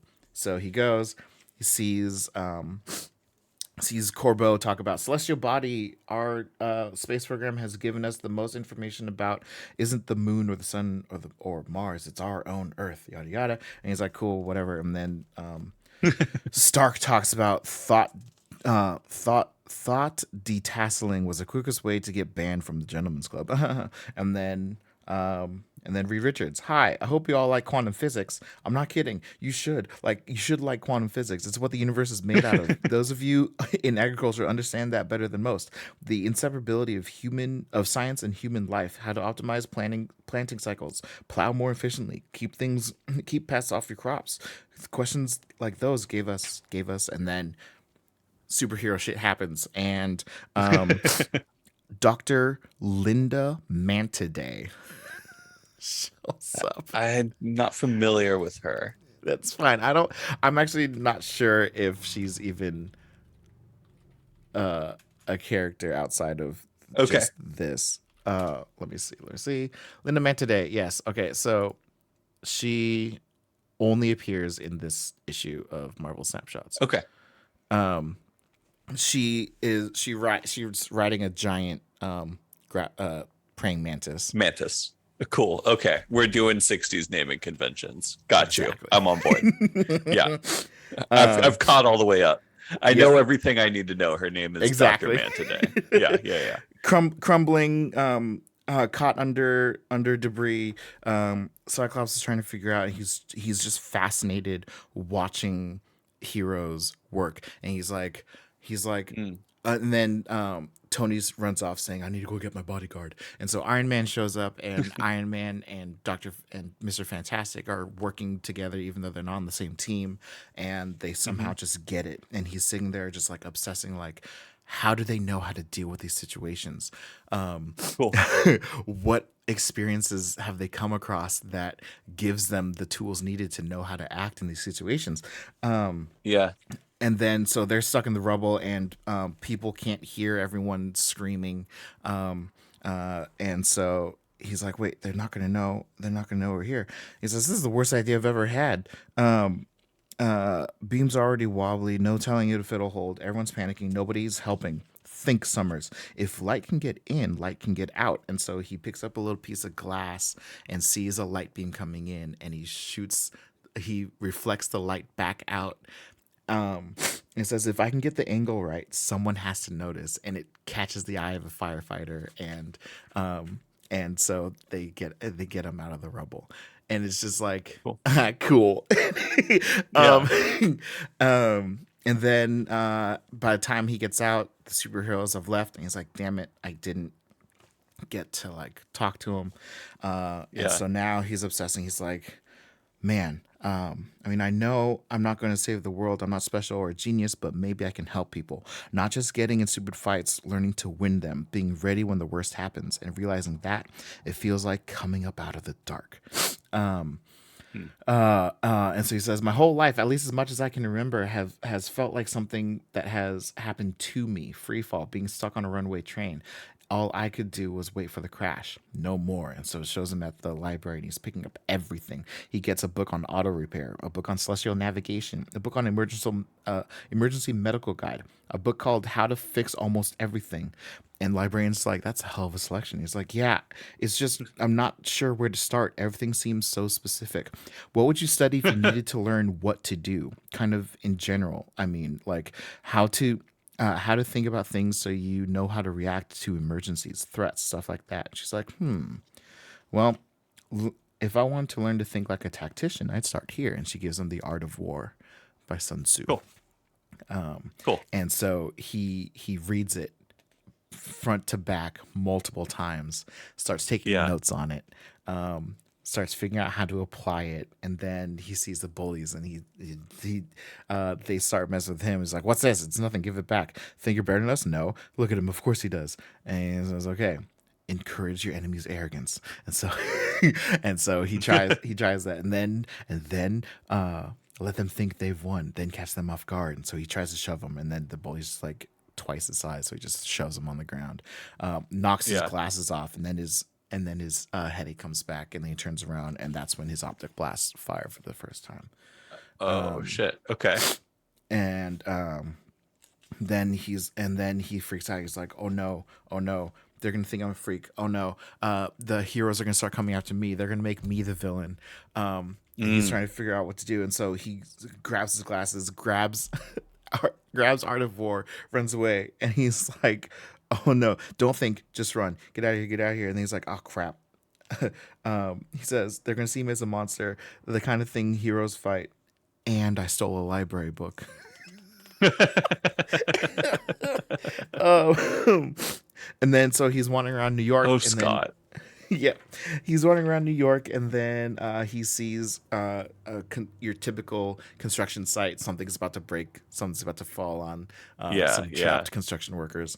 He's like, this is my moment. And so he takes out, nobody's doing anything, takes out his glasses, blasts, it makes a giant red cell. Cool. And then Just an all red panel. Nice. that acts as a transition to adult Scott coordinating his teams, including Dr. Corbeau and Havoc, and going and dealing with whatever he has to go and deal with. Cool. Just in front of like hollow, like at a computer screen, just like calling everyone out, but like Cable, minimize casualties, you go do this. Corbeau, I need you to go do that. Go do this. And Reed Richards is there on comms, and he's just like, hey Scott, you don't have to do this, like I know it's my family, but like you don't have to. He's like, this is what we do. Like he quoted Reed from back on an interview, and he says, a long time ago, Nice. I heard someone say that in this line of work, there's a point where you have to rely on your instincts, do what's right, and trust the rest will follow. And Reed's like, yes, I'm familiar with that soundbite. Does it generally work in your experience? Follow? and Scott says, not always, but we keep trying. And he and Psylocke and Gambit go on. There's this really cool hero walk-off of Psylocke's hand glowing pink and Gambit's card glowing. There's no reason for them to activate their abilities in the middle of a combat, right, of course, but it just looks cool. So he throws his iconic 90s leather jacket on and pieces out. Yeah. And like it was such a cool period piece of Cyclops. That's awesome. Spider-Man 1 was actually the worst of the 8. And it's just Okay. it doesn't even have anything to do with Spider-Man. It's just two guys. It's a brother, a sister, and their friend who ends up getting with the sister, who are tangentially involved in crime and trying to get out. The Okay. brother stays in. Sister and lover have gotten out, and they're trying to make a name for themselves. Brother keeps on trying to bring them back in. Okay. Working for Owl, working for Silvermane, working for like different Sure. Spider-Man Magia type people. Mhm. And it ends with sister and boyfriend moving out of town, all Okay. while Falcon and Electro are fighting. Like, it is kind of cool to see. Anytime they're outside, there's a fight going on in the background. Like they're walking outside of a bar, and on the roof, Daredevil's fighting a hand ninja. That's amazing. Um, Right? That's got to be what 616 New right? York is like. Yeah. It has to be. It's just um, lousy with it. Lousy mhm. with super fights. Avengers ends up being a story about a a medical person, like an EMT on her day off, trying to find somewhere to live in New York. Things keep on Hmm. falling through for her. Uh, Getting trapped. So the Avengers are fighting this giant mech, and the roster of Avengers at this time is like Wonder Man, Beast, Thor, Iron Man, Cap, that Oh, age. okay. Yeah, real 70s lineup. And building starts to fall because of the giant mech, and so she jumps into action. Guy in uniform is like, you shouldn't be doing this. We got to get you out of here. She's like, I'm an EMT. I'm just not on shift right now. And they're like, so Yeah. they're like, okay, we need to get everyone moved into into one of the public safety protection facilities. Oh, yeah, we call them battle bunkers. He's like, oh, I call them shrapnel shelters. Anyway, point is, uh, after Namor attacked New York with a tidal wave, Okay, yes. Tony Stark or Stark Industries went and had all of these battle bunkers created around town for people to go and Okay. hide in if something like this happened again. Mhm. Originally, people would go hide in subways, but then water happened, and so now they have these battle bunkers. Yeah. Okay. Gotcha. Um, anyway, so it's them just being trying to save lives, and then being in this bunker and kind of small talking with each other, and they end up Yeah. dating. Cool. This is honestly, it's a really fun story. I kind of liked That's this one. awesome. This Yeah. issue is what I want from Disney Plus shows, and really this whole book. Yeah. Yeah, yeah. Um, Just these kind of, yeah, slice of life stories on the outside of the big spectacle, being able to tell yeah, small stories. Yeah. yeah, and so like while people are freaking out because things keep on crashing outside, they start telling each other stories of their superhero like interactions. Cool. So like one time, God, what is her name? I don't remember. It doesn't matter. She Carrie, doesn't matter. I already said doesn't matter. She Okay. bumped Okay. into Wonder Man and Beast as they were leaving the mansion, and this Uh-huh. is back when Wonder Man is trying to learn how to be a ladies' man, and Beast is like, Uh-huh. "Go on, talk to her," and he like tries to lay all these one lines on her, and none of them work. And then there's a construction worker in the bunker, and he talks about this one time when Absorbing Man was fighting Hawkeye and Miss Marvel, Carol Danvers, Miss Marvel. Okay. This other guy talks about how he was held at gunpoint and Daredevil saved him. This other lady talks about how the Invisible Woman walked into Macy's one time like a normal person. um, and everyone's just kind of having their conversations. Anyway, point is Cool. the policeman's story is about the police force versus the Avengers, kind of, and how they both Mm. serve and protect, but the police are held accountable. um, and Yeah. at the time of Hmm. that conversation, Tony Stark was in the bar, and he's like, "Hey, my bodyguard like does good," and they're like, "Yeah, but like." Um, and basically, the guy said, "Listen, like, if you guys spent an extra 2 minutes in some of these scenes, you guys could save even Yeah. more lives." Mm. And that culminates in Iron Man showing up. He's like, "Hey, my boss said you had a problem." And he's like, "No, it's literally just 2 minutes." Turns out he gives them a beeper or a phone number, and it's just like, "Hey, if those 2 minutes ever come up, call me. If it's Yeah. life, like if those 2 minutes life or death situation ever comes Yeah. up, you call me." Yeah. They had a guy Mm. who's starting to lose consciousness on this gurney in there, and so Yeah. policeman sends a life or death text message to, and Iron Man Yeah. shows up, and he's just like, where's the LOD? It's like, there, it's there. It's like, cool. I'll take him to the nearest hospital. Be real quick. Strap him down onto the gurney. I got this. And so like it's Iron Man following through on his promise. Yeah. And Cool. it ends And with, just the continual drive to try and be better. You know, that's cool. yeah, and then the two start dating, and and on their date 6 weeks later, like Vision and the Quinjet are fighting a giant dinosaur in the background. Like Yeah. it's Sick. I Okay. love those things so much. The Civil War issue is a guy who man. So for those who don't know, so Civil War happened because Nitro was hopped up on Nitro. Nitro is a supervillain who can explode pieces of his body like a bomb, Yeah. and then Yeah. reconstitute himself. It's weird, Yeah. but anyway, he was hopped up on MGH, which is mutant growth hormone, which usually normal people use to get powers. And this expanded his powers. And expanded his, and this is at the time when the New Warriors were a reality TV show, and Yes. there is a clip of them coming across a house where villains are stowing away, including Nitro, and Yeah. they say, "Dude, think of the ratings if we get this," and Yeah.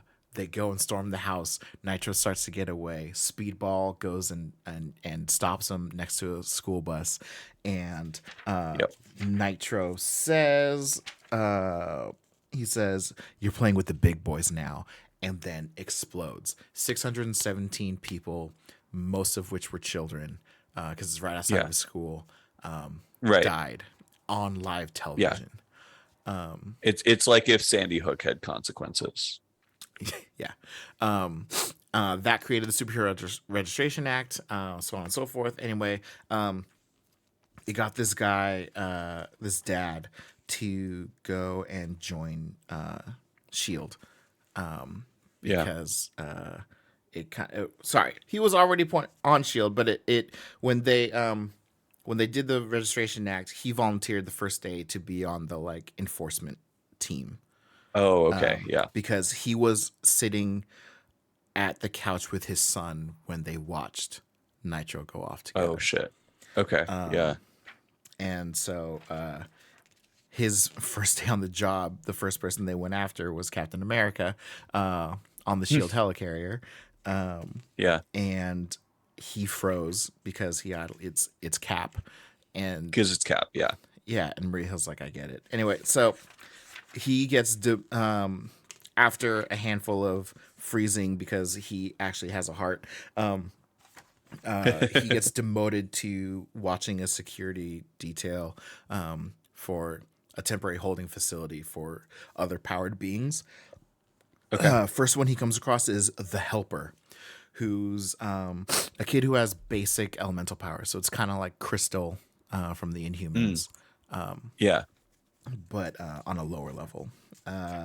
Sure. So he gets him, and then they get this other girl, Nora, the Helper literally just goes around helping people. Like, he filled a pothole. He Oh. yeah, like the kind of stuff that bigger heroes don't do. So like, Yeah. he's going around filling potholes. He's watering plants.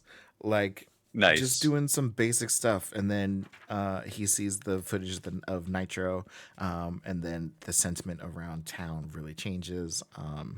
Yeah. And But he's still out there trying to help, and he tries to help at this this chemical spill, where he has to close off a valve, and he's trying to close off the valve, and then Captain America helps out, and ever since Hmm. then he's been like Team Cap, and Sure. so that's what gets him put away, and then the Shield guy was on the field when Ragnarok, the clone of Thor, killed Bill Foster, Right.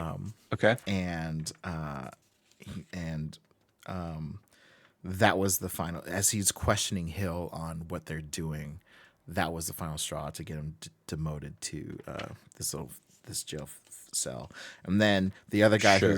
who's on the jail cell brings in some other girl, and her name's Olga, and she just has the power to fly, and she got brought in because she had superpowers, Yeah. just for flying around town having a good time. Sure. Sure. Yeah. Yeah. Yeah. which which gets the Shield guy even more upset at this whole thing, and so he knocks out the militant Shield guy. They're the only ones there. They're supposed to be picked up tomorrow, and so he turns off the power dampeners and lets the two kids out. And it's like they're probably gonna get caught again, but at least tonight they're free. Hmm. I'll deal with whatever I have to deal with later. Cool. And so that was just kind of cool. Last one is trans kid who just recently came out and is having problems with at home with her mom or their mom accepting them, and idolizes superheroes, runs away, and sees a superhero fight going on, and then they're able to have a heart to heart with Miss Marvel and Captain Marvel, Sweet. about Kamala's experiences with having controlling parents that don't understand what they're going through and always telling them no Hmm. about everything. And then her origin, she retells her origin story about how she got her powers and how she learned to Yeah. be what she wants to be and not what everyone else around her is telling her to be. And Yeah. then Captain Marvel talks about how her abusive father always told her to basically be a good woman, and Yeah. her place is in the kitchen, and if she wants to do anything with her life, she Right. needs to marry a good man. Yeah. And how as soon as she turned 18, she went and joined the Air Force, and she was at the USO show when the Fantastic Four came and visited, and that inspired her to be great. And her hero is Captain. Apparently, Carol's hero is Ben Grimm, and that's awesome. Oh, that's so cool. Anyway, so they both inspire them to be themselves, and not be told what not to be. Awesome. And they get home late, and there's like, oh man, I have to go to bed. The alarm's set for 7. There's a mutants' rights protest happening downtown in the morning. I don't want to miss it. Oh, So that was really nice. hell yeah. So this, I was so happily surprised. Okay, 2 things. I was happily surprised at how good this book was, and I was Uh-huh. angrily surprised at how terrible the Spider-Man issue was compared to the other 7. I mean, Spider-Man his interiority is so well mined, and his backstory, you No. know, Yeah. you Well, so that would have really, been a really perfect have time. to That would have been a perfect time pull- for pull the hard to, like- random fan story issue that I wrote Right. back on our 10th Right. episode or whatever. Yes. Yeah. Yeah. Yeah. How did Spider-Man inspire a little girl to be happy and awesome, and give her a signature? Yes. Whatever. It's fine. It's fine. It's fine. It's all But good. Marvel Snapshots should be made into a Disney Plus show. That would be really cool. It would be very cheap and easy to do, and it's just like, hey, look, there's more Yeah. Marvel stuff here. Even Like, you don't have to even if it's like 10-minute, 10-minute shorts, and you just have like 10 of them or something, Yeah, and you and just like film them like at the end, or like you just have like during like another production, you've got the whole set already set up, and it's just like, okay, yeah, let's just like, even if it's just a confessional, just one person talking to the camera about their story, and they're not a named character from anything else, and they're just like, yeah, I was here during this, and this is what happened to me, and this, I had this interaction with whatever, and it was really cool. That's all. The end. That's all you right. need. And like they did something similar with Kate Bishop's origin of how Yeah. she it's a different point of view of what was happening for Right. Battle of New York and Avengers, and that inspired Yep. her to do the archery thing. Like Totally. easy. Like Yeah. just give me a non end up as a Just superhero version of that. exactly. Just make the universe feel a little more lived in. Which on She-Hulk really did. Yes, it did. Let's be honest. Yes, it did. Yeah, totally. I understand. I've heard a handful of complaints about She-Hulk, outside of the misogynistic ones, but like, Right. Yeah, yeah. and some of them work. But regardless, no other title has made the universe feel more lived in than She-Hulk did. Yeah. It's absolutely true. Anyway, so that Awesome. was my week. Cool. All Glad two books I'm glad and you had a hour good and a half. of I'm it. glad you had a good reading, good week of reading. Yeah, it was pretty wild. All right, so this is really the end of Mutant X, Earth X. This is I'm gonna take a bio break real quick, but yes. Okay, Yeah. Be right back. bio break. Hi Nibs, hi chat. How you guys doing? Hope you're well. I guess I should bio break as well. Yeah. All right. I'll be right back, guys. Talk amongst yourselves.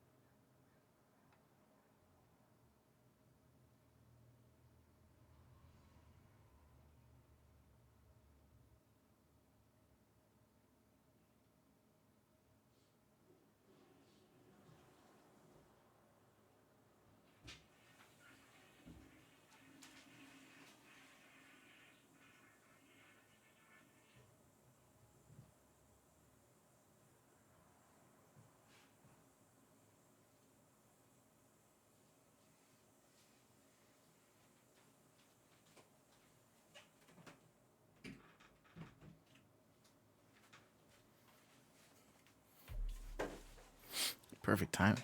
Look at that. I was here the whole time. Hey. So yeah, this really is the end of Mutant X. Going to issue 32. It I think I think that the everyone, creators included, was surprised that it wasn't canceled after issue 12. And when they must have been like, hey, Howard Mackey, this is actually selling pretty well. Let's Sorry, I was trying to fix the Zoom, but also yeah. start talking again. Yeah. Is it doing the thing again? Yeah. Yeah.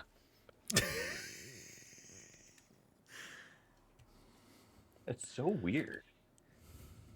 There we is go. it okay? Perf.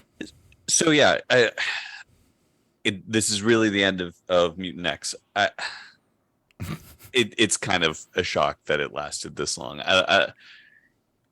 Like, it's clear that they had a 12-issue arc, like 2 6-issue arcs in mind, and then they did that, and then it sold better than anybody expected. And they're like, "Hey, Howard Mackey, you want to keep doing this?" And he's like, "Oh fuck, really? Sure. I don't got anything better to do."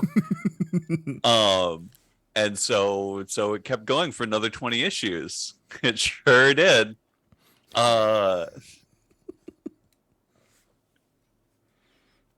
Yeah. I hated this. I hated Oh this no. title. I mean, all the way through. All the way through. It's not just so these last 6 issues are really like kind of, I knew what I was getting into. I knew what this was. Mhm. So it starts Gyrich calls in the 6, that's the name of Havoc's superhero team. Because there's 6 of them. And they're all, 616 mutants except extreme. And a weird ass character who Captain America character who is not Steve Rogers. We don't know who he is. He's a mutant who had the super soldier serum, and we don't know who he is. And he's kind of just like complete milk toast, doesn't say much. Everybody's like, "You good, Cap?" And he's like, "Yeah." Cool. Yeah. Okay. So Henry Peter Gyrich calls them in because there's been a prison break at their supervillain prison or whatever, and a box was stolen that turns out to have the remains of Dracula inside it. And as soon as they get there, they don't know what it is. As soon as they get there, Bloodstorm's like, "I know what this is. I'll go get it." Yeah. Just me. Because this is Storm, who got corrupted and transformed into a vampire by Dracula back when she was corrupted and transformed into a vampire by Dracula in X-Men. In this reality, it took. So, um, also Gambit is a vampire, as we learned in a previous story arc. So he's tracking her down, chasing behind, and they go into Morlock tunnels, and the box is being dragged by a team of marauders. Except the Marauders team is Cannonball. It is Sam Guthrie with Sam Guthrie's powers, but he's the size of Blob. He's just inexplicably, he's just enormous. Like an actual cannonball now. Yeah. Got it. Okay. Yeah. So Cannonball, Husk, Sunspot, Wolfsbane, and Jubilee, their leader, except everybody's, dark and extreme and blah, blah, blah, blah, blah. Right. They also say they have an unseen boss who we never find out who it is. They lose the box in the sewers, and it goes down a storm drain, and now Dracula's loose. Gambit has to face, while they're down there, it's like, "Oh, Gambit, Morlock tunnels, you done fucked up." And so, shadowy figures from his past are like, "We're going to bring you to justice." And it turns out it is the outcasts, who are led by an amalgamation of Cloak and Dagger. They've merged into one person. And Bloodstorm challenges for leadership, wins, blah, blah, blah, blah, blah. We get back to just have an interlude with Havoc and the team. Howard Mackey forgets which comic he used to write and says that Havoc used to be a member of X-Force. Oh. Even though he wrote the X Factor run there at the end. It's fine. Jean Grey in this reality was a member of Magneto's X-Men, but after some previous events on the title is still hanging out with the team. There's a really weird, brief, possible flirtation between Jean and Havoc that is just like really weird. But anyway. Mm-hmm. The 6, so she kind of like joins the six, and they're like, "Oh, we're the seven now, huh?" And then a holographic projection of Hank, who's not uh like so in the previous story arc, throughout this whole thing, Hank McCoy, aka Beast, has been brute and he's lost his intelligence, and he's Mhm. like this sort of like creepy fish finned sort of monster. Um Mm. and he but in the last story arc he had his intelligence for a couple issues because comics something something got them back, but used all of it to cure uh Bobby Drake, Ice hyphen man, in this. Uh-huh. He cured Ice hyphen man of a thing that happened to him in the early days of X Factor, where his powers were out of control and he would flash freeze anything he touched. um and King Midas, but so with ice. right, exactly. So he got cured, and the cost of that was that Hank went back to being the brute.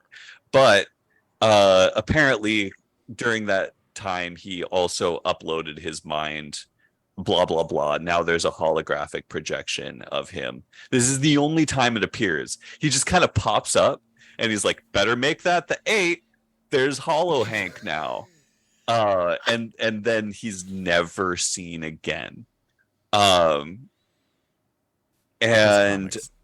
yeah, so they hunt down Storm and Gambit, and they just happen to have a serum that cures all the downsides of vampirism. So cool. Good to have that. They drink it. They're like, man, it feels weird to walk around in the daylight. uh and then the okay. Sorry. That explains why she can do that in her when she shows up later. Oh, yeah, I guess so. It Sorry. doesn't matter. None of it fucking matters. Um so yeah, next issue. um Jim, this universe is Mac, Jim Hudson, Vindicator, Guardian, not Vindicator. Mhm. um this universe is Guardian, James McDonald Hudson, Mac in 616. He's a cyborg dude because he got carved apart by uh Wolverine, because everybody's dark and extreme, and got replaced with cyborg parts, et cetera, et cetera. Uh-huh. um he is a pure agent of Department H, which has taken over Canada, and Canada in turn has taken over Russia, China, and all of Southeast Asia. They stole the super soldier serum from Project Rebirth and have a full army of super soldiers. They're the most aggressive military nation on Earth. So so so dark and gritty Canada is just Just go the fucking US going without for it. the US without laws. Yeah, exactly. Wow. I know. So uh he's sets Sabretooth Creed loose to go bring Logan back to Department H. They've all gone loose from, or, free from their Department H shackles, including Wild Child from a much earlier storyline that doesn't matter. And Creed takes Logan's wife Mariko and his children Mari and Brian. Just I Brian. really thought you were going to say Co.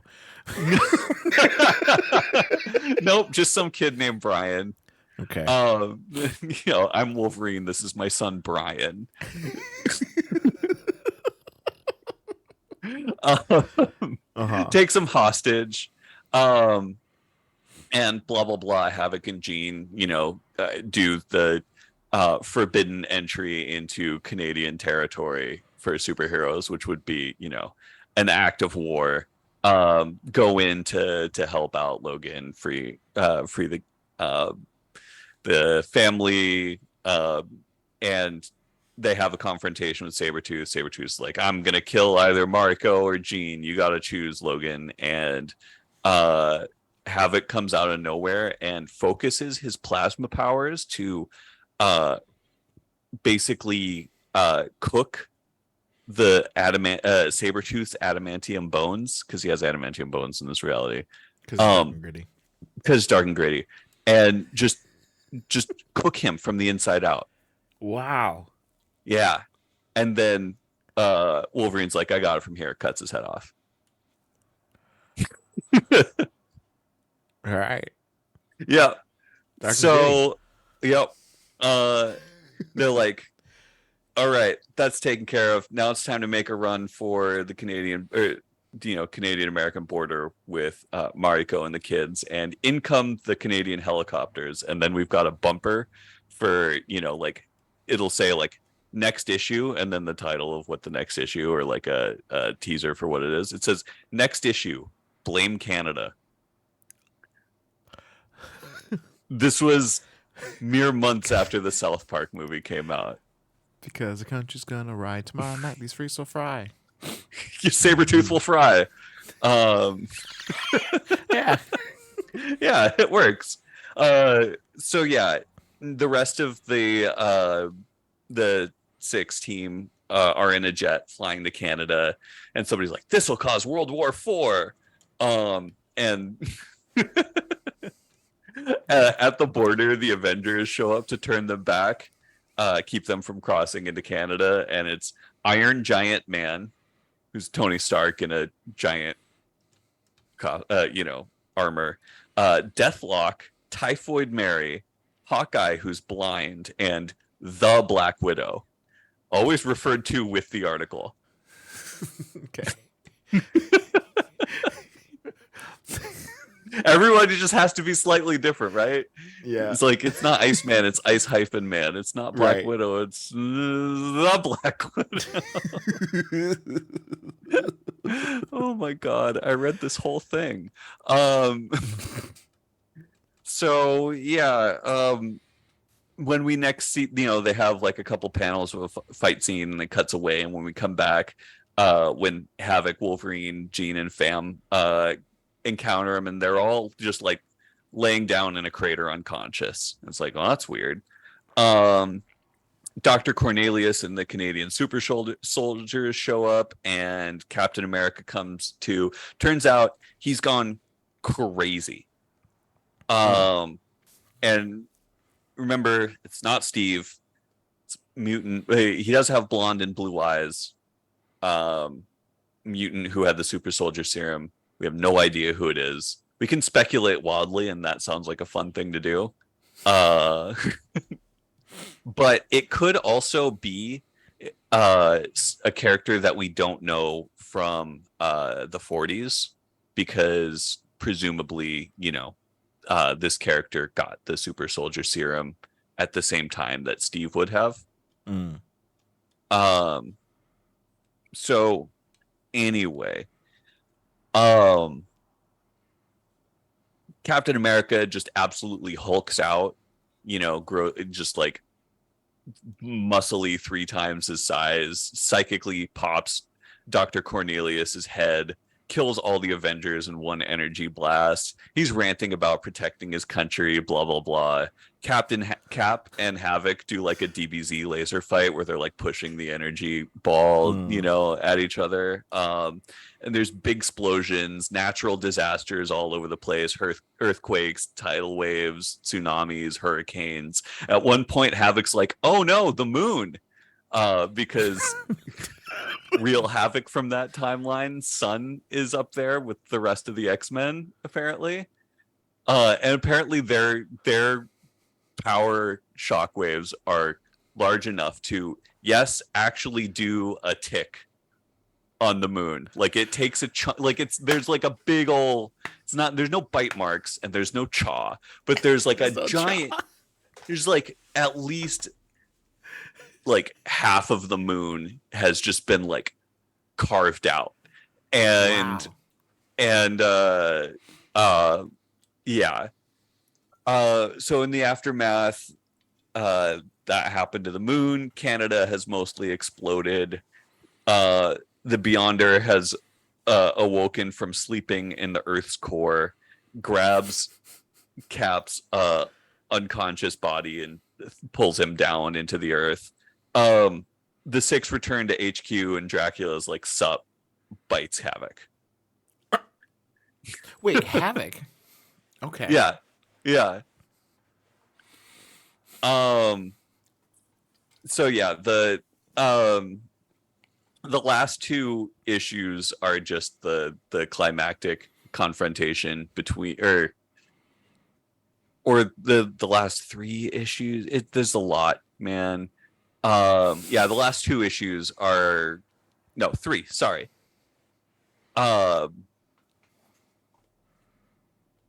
Nope, it's two. The last two issues are just what it's the annual and then the last issue, and it's just kind of like, okay, this is the big fight with the Beyonder and Dracula. That's really all the plot there is. So I think a better way to recap would just be to go onto the wiki and read the list of characters here. Oh, okay. So you've got, this is kind of like an abridged version. So, Lizard, Reed Richards, Captain America, who we talked about, Reed Richards, Lizard, Kurt Connor's first appearance, Man Spider, Peter Parker, Doctor Doom, Victor Von Doom, Doctor Octopus. He has actual octopus tentacles in this. First appearance. Absorbing Man, Carl Creed. He's like all rocky and falling apart. First appearance. Wonder Man, Simon Williams. Don't remember him. First appearance. Titania. She looks exactly the same. First appearance. Namor, Doctor Strange, X-Men. Okay, these are the X-Men who appear. Magneto, Max Eisenhart. Rogue, death. Rogue dies. Quicksilver dies. Nightcrawler dies. Polaris, Lorna Dane. She'll die next issue, don't worry. Mystique dies. Elektra dies. Scotty Summers, Alex's son. Raven LeBeau, Logan, Mariko Yoshida, Mari Logan, Brian Logan. Thor / Father Donald Blake dies. Daredevil, Matt Murdock dies. Lethal Legion, which is Fing Fang Foom, first appearance dies.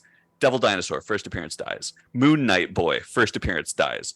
Gargoyle, Isaac Christians, first appearance dies. Brother Voodoo, first appearance dies. Sherry the Showgirl, Sherry Storm, first appearance dies. Slapstick, Stephen Harmon, first appearance dies.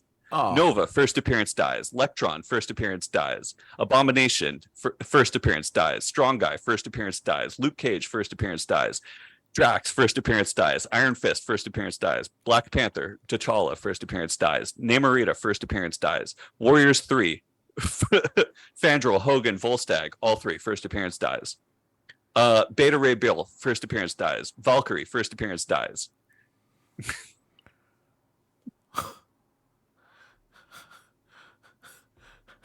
It's literally just like, hey, all these, we're doing an alternate reality. Here, let's start there are all these kill everyone. Yeah, there's all these other Marvel characters who we haven't introduced yet in this reality. Let's draw them, but dark and gritty and different and cool looking. And then the Beyonder just goes met, and they're all dead. Okay. Like, it's one of those things where it's like, how do you kill that many people in one issue? These pretty much happened in like 3 panels. It was just like a big group shot of all of them doing their action pose, and then Matt, and then like another one, like, we're here, we're gonna fight you, Matt.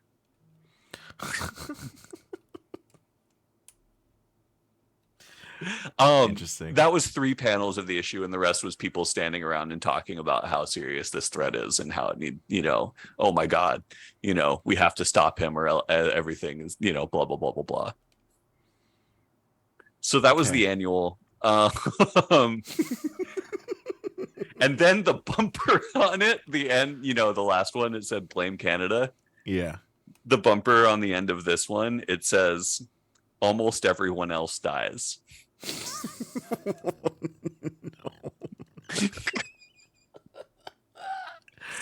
All right. Just just in case you didn't know what kind of comic we're going through here. Um, so yeah, in this you have the Inhumans, the Eternals, the Fantastic Four, the Defenders, Yellow Jacket, Doc Samson, Doctor Strange, Stingray. They all die. Um, and so there's a Doctor Strange shows up and he's like, hey, there was a storyline a couple issues ago where you blew up the Nexus of All Realities. Turns out the Nexus of All Realities went inside you, Havoc. So So the we Nexus need of to... All Realities is now a vampire. Right. No. Havoc is not the vampire. Gambit's the vampire and Storm's But the I vampire. thought- but Fucking Havoc keep got up, bit. man. No. He got bit, but he's okay. Oh, stupid. Okay. I know. He spends most of the issue where everybody's dying in like a fugue state, and he's like, man, he's lost a lot of blood. And then Scotty, the kid, helps him snap out of it, et cetera, et cetera. Okay. Yeah. Fine. Man, what a fail. Imagine getting bit by a vampire and not turning. And Dracula himself, too. Seriously. So yeah, the Beyonder is like, oh, I have to destroy Havoc. He's the one I'm after out of all this. And so they have the confrontation between the Beyonder and Havoc, and tears off skin. Oh shit, it's really Maddie. Tears off skin. Oh shit, it's really the Goblin Force, which is the dark counterpart to the Phoenix Force in this reality, which has been controlling Maddie this whole time. And so they defeat the Goblin Force, and Maddie's like, I'm finally free. And Scotty the kid's like, Mommy, you're finally okay. How did we come across this in the same week? Right? What are the odds? Both of our anti-Phoenix forces. Right? Havoc is sucked into the Nexus, and he will eventually return to 616. And yeah, both the annual and this final issue are like 40-page double-sized issues to finish this whole thing off, and each of them are like 37 pages of exposition in your finale comic. It was just dreadfully paced. Just nothing cool happens. And you remember a long time ago when I read the ends to X Factor and Excalibur in the same week, and I was like, let's go through, see what these were about. Like, if you were to take this whole sprawling volume in one text and give a sort of a right, because one's like the tragedy and one's the comedy. One was the tragedy, one was the comedy. Yeah, this the tragedy is that I read it. Okay. On the Tanjakes. Do you have any other questions about Mutant X before I close the book on this forever? No. I'm okay with it for now. You want to, let's just do it and get it done. Oh, wait, but like, how did Havoc get back? He got sucked into the Nexus of All Realities when he was shooting was within the himself? Goblin Force And really that sent him hard. back. Yeah. Okay. Yeah. Okay. Yeah. All right. Okay. In what jump to 616 do you prefer between Earth X and Age of Apocalypse? The Age of Apocalypse one stunningly made way more sense. You've got the Mcron crystal. It's like reality's breaking apart, and you're taking pieces of it, and you just go through it. Everyone winds up in 616. I guess it's kind of reverting to 616. It was like a whatever. Yeah, that was miles better. Sure. Okay. It's fine with me. Cool. Well, farewell, Farewell, X, Mutant X. Earth X. I think Earth X was something different. This is Earth. This is Mutant X.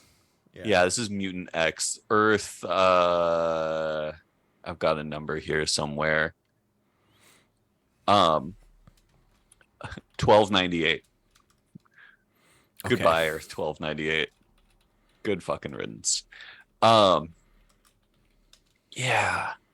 So Black Sun. This is written by Chris Claremont, and it shows. And it is the 25-year anniversary of the all new, all different X-Men. The new X-Men. 25 years of new X-Men. So keep that in mind. Opens on Kitty. She's feeling kind of disgruntled because like shit's really changing for her, and she's like, growing up and being an angsty young adult. Cut her hair. She's been fighting using salvaged bone claws from that were broken off of Wolverine at some point. So Belasco just sends a package to the mansion, just like a regular box, and she's like, everyone else is having fun down at the lake, and I'm the only one who can sign for this package. Great. And then like she goes to take a nap, and Belasco's head did like spiritual magic head like floats out of it, and it's like, yes. So you opened my box. Right. She didn't even open it. She just brought it inside. I don't know what that had to do with anything, because apparently he could have called her back to Limbo anytime he wanted and really done anything with her, because going all the way back to that issue, that storyline where the X-Men went to save Kid Ilyana from Limbo. X-Men number whatever, uncanny number 140, whatever, way back in the day, early 80s, all the way back then. And that was the one that got referenced in the recent issues of New Mutants. All the way back then, Belasco set a spell on Kitty's skeleton. There's like a thing in there where he like encased her in a crystal and then pulled out her skeleton and then eventually put it back. But apparently, while her skeleton was out, he cast a spell on it of like subservience or something. So he's had the ability to just control her at any point since then. Okay. Yeah, it's crazy. It's crazy that didn't come up at any time before now. At any time since then. Okay. It's fine. Limbo works at a different time frame than everything else. Right. Yes. Yeah. And so she wakes up from her nap and she's like, what the fuck is going on? Everything's crazy. And some Ngarai, if you remember them, the demon things who come to who like appear through a cairn on the X Mansion grounds and attack 616 periodically. They're like creepy looking black xenomorph looking demon things. Yeah, it's N''Garai. N'', yeah, Garai. Yep. So a bunch of them who have taken the forms of Colossus, Nightcrawler, Storm, Banshee, and Sunfire are all like, hey, Kitty, you have to come back to do this magic ritual to stop the hordes of Limbo / Ngarai from invading. And she's like, oh man, why am I feel so weird? I trust them, so I'll go along with this, but it seems really weird that they want me to just like drink this goblet full of blood. So it casts a spell where Belasco steals her soul, turns it into a bloodstone. He's already done the same. for Storm, Nightcrawler, Colossus, Banshee, Sunfire. But apparently he needs more in order to cast a big spell to open the doorway to from Limbo to Earth. Blah blah blah invasion. And so the Ngarai in those bodies are going off to pursue the original X-Men, or those who are available. And it's a weird kind of selection of them, and steal their souls to do the invasion of Earth, et cetera, et cetera. And then a character named Magic shows up, and she's like, I have a plan. And everyone's like, hey, Ilyana. And she's like, don't call me that. Just call me Magic. It's fine. They're like, I thought we saw you die. How'd you come back? And she's like, don't worry about it. She's being a real weirdo. And so the next three issues. Oh yeah. So Kitty's been, her soul's been taken away, and Magic sucks up her soulless body into the soul sword. Just kind of like, and the next three issues repeat a pattern exactly. The Ngarai X-Man attacks the original X-Man, sometimes with another character's backup, and then Pilgrim shows up. So Pilgrim was the antagonist of X-Men number 75 from the 90s. I covered it on this pod. And he is a member of the Rutai race, which was a slave caste of the Ngarai, which rose up in rebellion, overthrew them, and their leader was named Pilgrim. And at the end of it, a weirdo dude shows up on 616, and he's like, excuse me, where do I go to, get food or something? And they're like, oh, are you, new here? Are you an immigrant? And he's like, no, a pilgrim. Pilgrim is spelled with 2 M's, by the way, just to make it more grim, I guess. Yeah. Yeah. Okay. You think he was like an alternate reality thing or something? Yeah. So this guy Pilgrim, who hates the Rutai, apparently who hates the Ngarai. The Rutai have apparently been overthrown after first overthrowing the Ngarai or something. It's never really made clear. He just without reason hates and wants to kill the Ngarai and the X-Men. And so he just shows up in the middle of every single fight and starts just attacking whoever and causes enough chaos that the Ngarai succeeds. Like, oh, we're fighting amongst each other, and then the Ngarai is like, oh, gotcha, stole your soul. And every single time Magic arrives just too late, like right after the soul is stolen. The soul is stolen, and is like, oh shit, all right, and sucks up the soulless body. So that happens 3 times. In the first issue, Fake Storm is hunting down Angel, who is kind of flying along behind Thunderbird and Psylocke, who are going on a road trip and like flirting and love triangle tension, blah blah blah. Fake Storm takes him out. Next one is Fake Sunfire and Banshee versus Iceman, Wolverine, and Polaris in Genosha. Because Polaris is kind of one of the original. She's one of the 60s X-Men, and Scott is indisposed, and Havoc is indisposed, and they decided they needed 5, so they went after Polaris. And then the issue after that, it's Fake Nightcrawler and Colossus versus Beast and Jean in Rome. Inside the Sistine Chapel, actually, but we don't see any like cool visuals of it.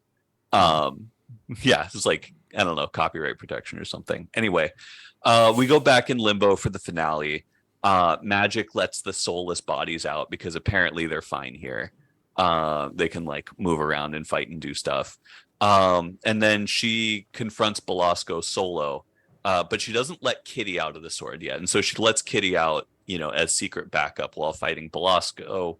Um, and she, gets enough distraction that she's able to hit the Bloodstones with the soul sword. Now everybody's back to their full fighting strength. Da-na-na-na-na-na, and Iceman and Polaris. Iceman uh, freezes the castle to Sub-Zero, and then Polaris and Storm focus uh, electromagnetic energy down to explode the whole thing. Because Iceman made it a superconductor, basically. Anyway, Mm. the whole group says their goodbyes to Magic, and Nightcrawler's like, "Yeah, goodbye, Amanda."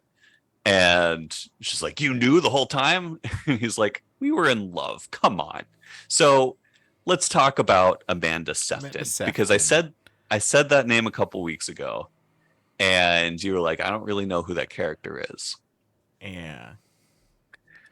So Amanda Sefton, real name Jermaine Zardos. She is the daughter of Margali Zardos, who is a wizard of the Winding Way, and also the adoptive mother of Nightcrawler. So Jermaine and Kurt grew up together. And then, blah, blah, blah. Kurt leaves, joins the X-Men. A while later, this character named Amanda Sefton, who was an airplane flight attendant, shows up, starts dating Kurt, and you know goes through a couple, like, hostage for a couple adventures, blah blah blah blah. And then later is revealed, oh no, I'm actually the apprentice sorceress, and your kind of stepsister, but we can keep dating. That's not weird. No. So yeah, uh, she is she was part of the Muir Island saga. She joined the Muir Island team when the Shadow King was taking over there, and helped out with that, and then kind of part-time joined Excalibur for a while when they had a so Kitty came in possession of the Soul Sword after Ilyana died, and there was like a whole arc with giving the Soul Sword over to Margali Zardos, Amanda Sefton's mother. And so they by the way, Kurt still just calls her Amanda all the time, even though he's known her as Jermaine for way longer. But that's cool. Sure. Continuity. Yeah, right. It's flexible. Yeah. And so everybody just kind of calls her Amanda, even though that was just the flimsiest setup of an identity. And oh yeah, so I guess something she came in possession of the Soul Sword. With that, became the protector slash regent of Limbo, all the other things that come with it, and so that's why she's been doing what she's doing. But she's got like the like kind of a magic, like Ilyana magic costume, not the one that she has currently, but closer to what she wore when she was with the early '80s New Mutants. Like a Dark Child horned helmet, and she's wearing like a hood and stuff. So yeah, that transitions straight into the third book that I read this week, which is X-Men Magic, and it's kind of a mini series for her.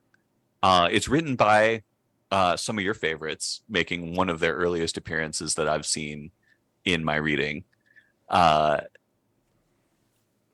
Dan Abnett and Andy Lanning. Hey, Abnett and Lanning. Yay! Yeah. The reason why the Guardians of the Galaxy even was considered Right? for a Marvel movie. Yeah, put some respect on those names. And immediately upon first just like opening to the first page, you're like, oh, they're doing a Sandman. Like there's a lot of pages that are like mixed media art, or you've got like some sort of digital Mm. imagery, like, but real like shitty 2001 quality digital, like repeating textures and like real, like, out of the box Photoshop stuff. Hmm. But still, kudos for trying to do something different. Absolutely. Um, and in this miniseries, we're getting kind of a new mythology for Limbo. Limbo is a connecting realm because it has connections across all of time and space. Um, it is the hell realm that is like directly connected to uh reality 616, whatever. Um, and all of the other hells and a lot of other like dimensions are called in this splinter realms. So like Mm. Nightmare's realm is one, and the series opens with Nightmare having a nightmare, um, and it actually turns out to be this like magic shard storm of this crazy shit that's just like tearing apart reality, killing everything that it touches. And a rush of lesser demons are going at this wall, which separates Limbo from the Splinter realms. Hmm. Um, so Magic is kind of Amanda Sefton. Magic is kind of going around doing stuff. She's walking around on Earth briefly. She checks in with this guy Nugent, who is creating a database of all magic spells. He's like, yeah. She's like, this would be a good thing to have to keep tabs on all the stuff that I have to deal with on Limbo, but I want to keep it on Earth, which is not as like magically sensitive, so that there's less chance for things to go wrong. It's like a mini And then Darkhold. yeah, Darkhold 2. um, yeah, but it's a computer database because it's the Oh, year 2001. right. Okay. Yes, come on, get with the times. And she goes to visit Kurt while he's at this church, doing his priest thing, because that's his post Claremont Revolution status quo. And so they're like hanging out, and then she gets called back suddenly, and she's like, Kurt, I gotta get you back home. And she's like, nope, I'm sticking. There's some crazy shit going on. I'm gonna stick through this one with you. And uh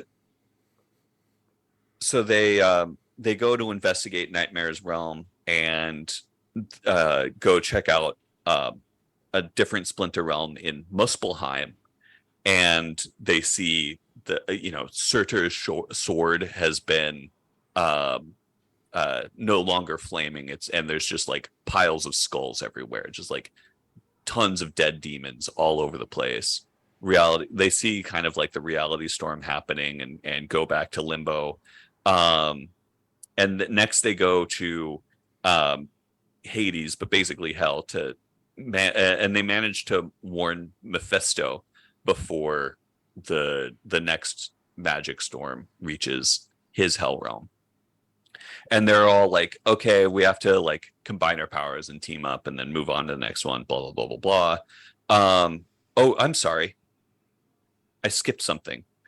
Dormammu showed up earlier and demanded an audience, and is like, Dormammu's like, yeah, these magic storms are going on. I saw the one in Nightmare's realm. So Dormammu and Magic are teaming up in checking out Muspelheim, going to Hades, etc.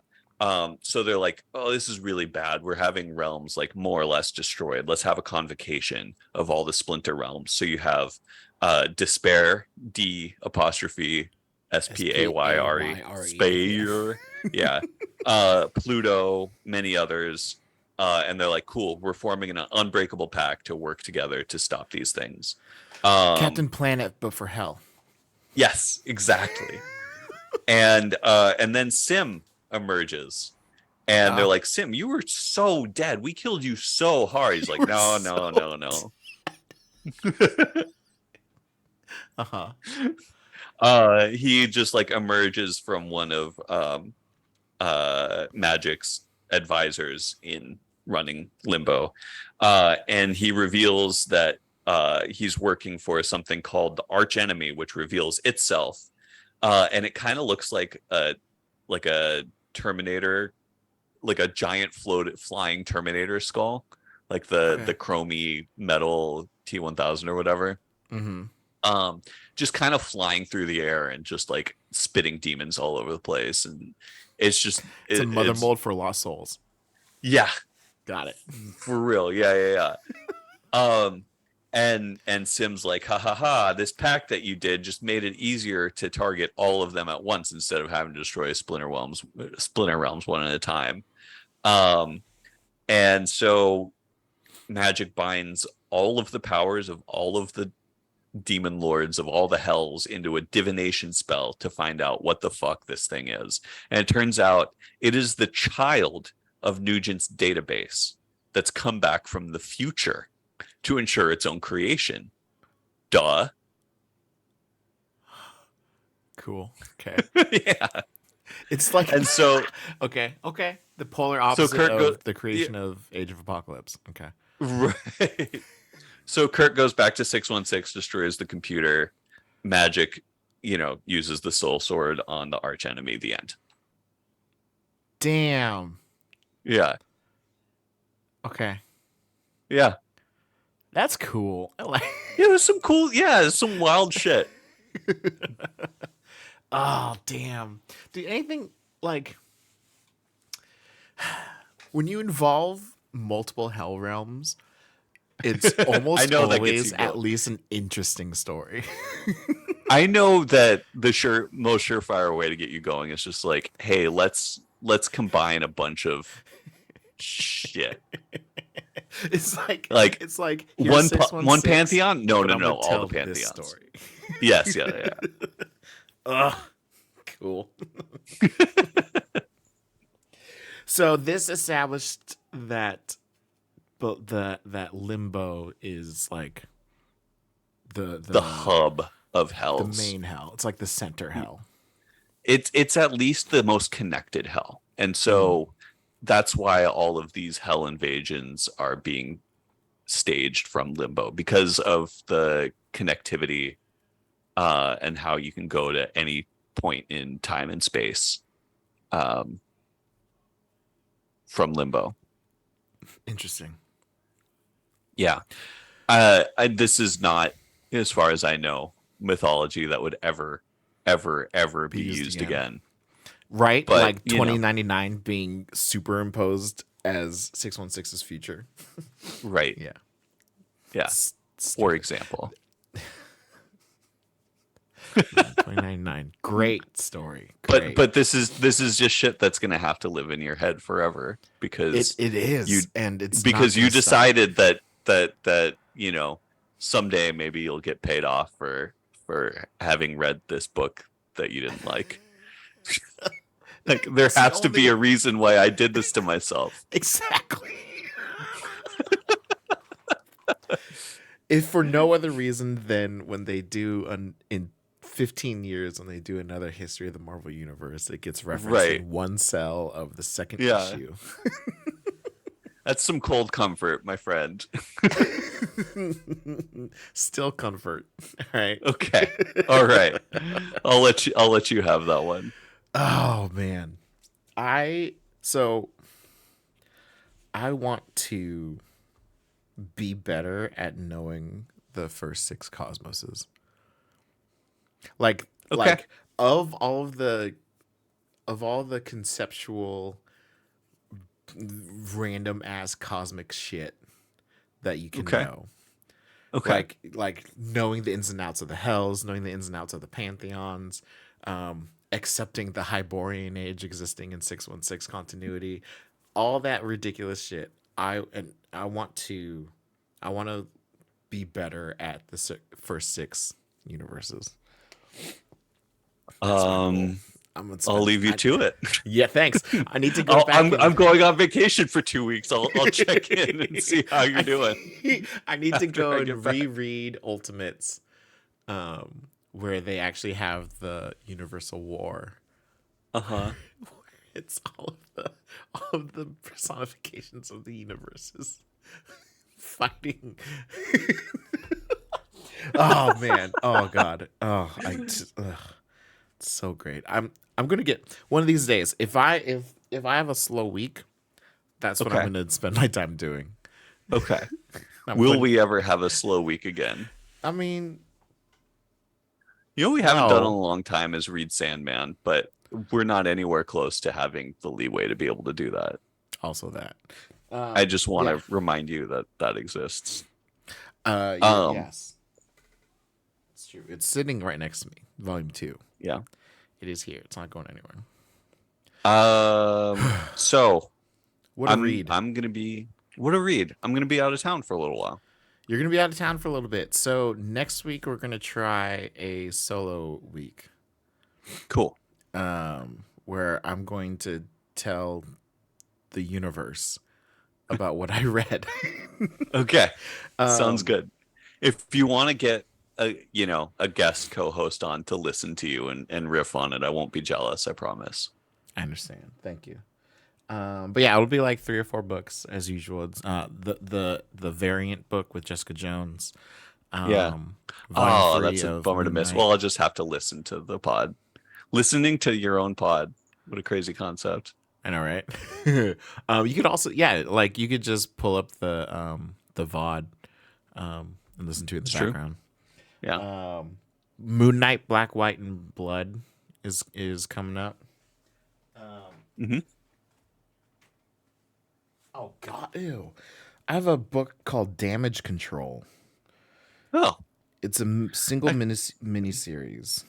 it could be interesting. Maybe, I don't know. It's got Moon Knight, She-Hulk, Quicksilver, Nightcrawler, Ghost Rider, and I assume Amadeus Cho on the cover. Huh. Okay. Um, and the back picture has Thor. Enter the secret labyrinth of damage control. After the mega powered battles and Hulk level catastrophes, damage control is always there to clean up the mess. So on and so forth. I don't know, we'll see. Okay. I'm curious if it's a new current book or if it's a like this is Mm, what's been happening in the background in across history because that's been a right. theme for for these books that I've been reading lately. Yeah. So next week we're gonna do a solo one just so there's content being created Mhm. and then after you get back we're gonna have a delayed episode. Yeah. Usually we record on Sundays. We're gonna do like a Tuesday or Thursday or a Wednesday Yeah. episode. Yeah. I get back later in the week. Do you plan to read while you're on vacation or no? Yeah. I'm bringing my tablet. So that begs the question on that backup episode, do we want to do Destiny? Sure. Okay. So that's what we'll do. We'll do Destiny Okay. FX in 2 episodes. Next episode's going to be my solo one, and then we'll figure out what to do after that. Sounds good. Sweet. All right. All right, man. Well, I guess with that, have a wonderful trip. Thank Have a you. great time. I'm excited. Like I was saying before we started recording, like one of my first real vacations ever. Yeah, man. That's so Yeah. awesome. I'm happy for you. I Thank hope you have you. a wonderful time. I hope you don't get too sunburned. You are I melanin impaired. I For those who don't know what Steve I looks am like, I am indeed. he's got a lot of melanin surface impaired. area because he's tall, and a lot of it's real pale. Damn my Norse ancestors. It's true. Um, yeah, I hope you have a great time too. Thanks, Look man. forward, already I'll looking miss forward to you. getting back and Dude, it's gonna be seeing so again. weird. Yeah, I'm just right. conceptually, I'm not looking forward to doing an episode by myself, but I'm going to try it for the experiment Okay. and see how it goes. But All right, man. have a great time, and Godspeed. let's put the outro music like here, and we'll call it a day. Cool, man. I'm gonna stop. Sounds good. Audacity. Oh yes. Oh man, nonstop. So in 45 minutes, I'm going Recording to stopped. dinner, and then Uh-huh. I have the stream tonight in Jeez. 2 hours, 2.5 Yeah. hours. Yeah. So I go on vacation for um about 2 weeks, and then I come back and I'm home for 4 days, and then Nathaniel and Tiha come to visit, and then there's 4 days, and they leave, and then there's 4 days, and then Devin comes to visit for a long weekend. It's Boy, oh gonna boy. be crazy times. Amen. It's gonna be fun. It's gonna be fun. Yeah, Social times. absolutely. All right, buddy. All right. Safe travels once again. Tell Rachel what's up. Thanks. Will do. Have a good one. I'll catch you later. Ciao. See ya. Okay. All right, friends. Ooh, streamception. All right. So that's that. I know you can't see me, but so I wonder if I do. No. Okay. Bring me on. You can educate me, Katie. That could be fun one of these days. I'm really curious about a solo episode. It's gonna be interesting. We'll see. But big ups to Emma19988 and Lon Lapine for the follows. Well, Emma's the only one that followed right now. Lon followed me yesterday for some reason. Thanks, Lon. um, you can do it. Thanks. And then Omni Kanji hopped in for a first time chat, and Emma's first time chat. Thank you guys for being here. Normally I just cut it, but it is Marvelous Tay's birthday stream right now. So we're gonna raid over there, and I'm going to run, take a shower, and get ready to go do social things. And then I'll see you guys back here at around 6:30. We're gonna finish the secret origin of Tony Stark, and it's gonna be awesome. Before we Okay. get started, does anyone want to get out? All right. I will see you guys in a couple hours. Have go bio break, all that other just personal upkeep stuff, and I'll see you guys in a little bit. Okay, take care. Bye. Oh yeah, just bye.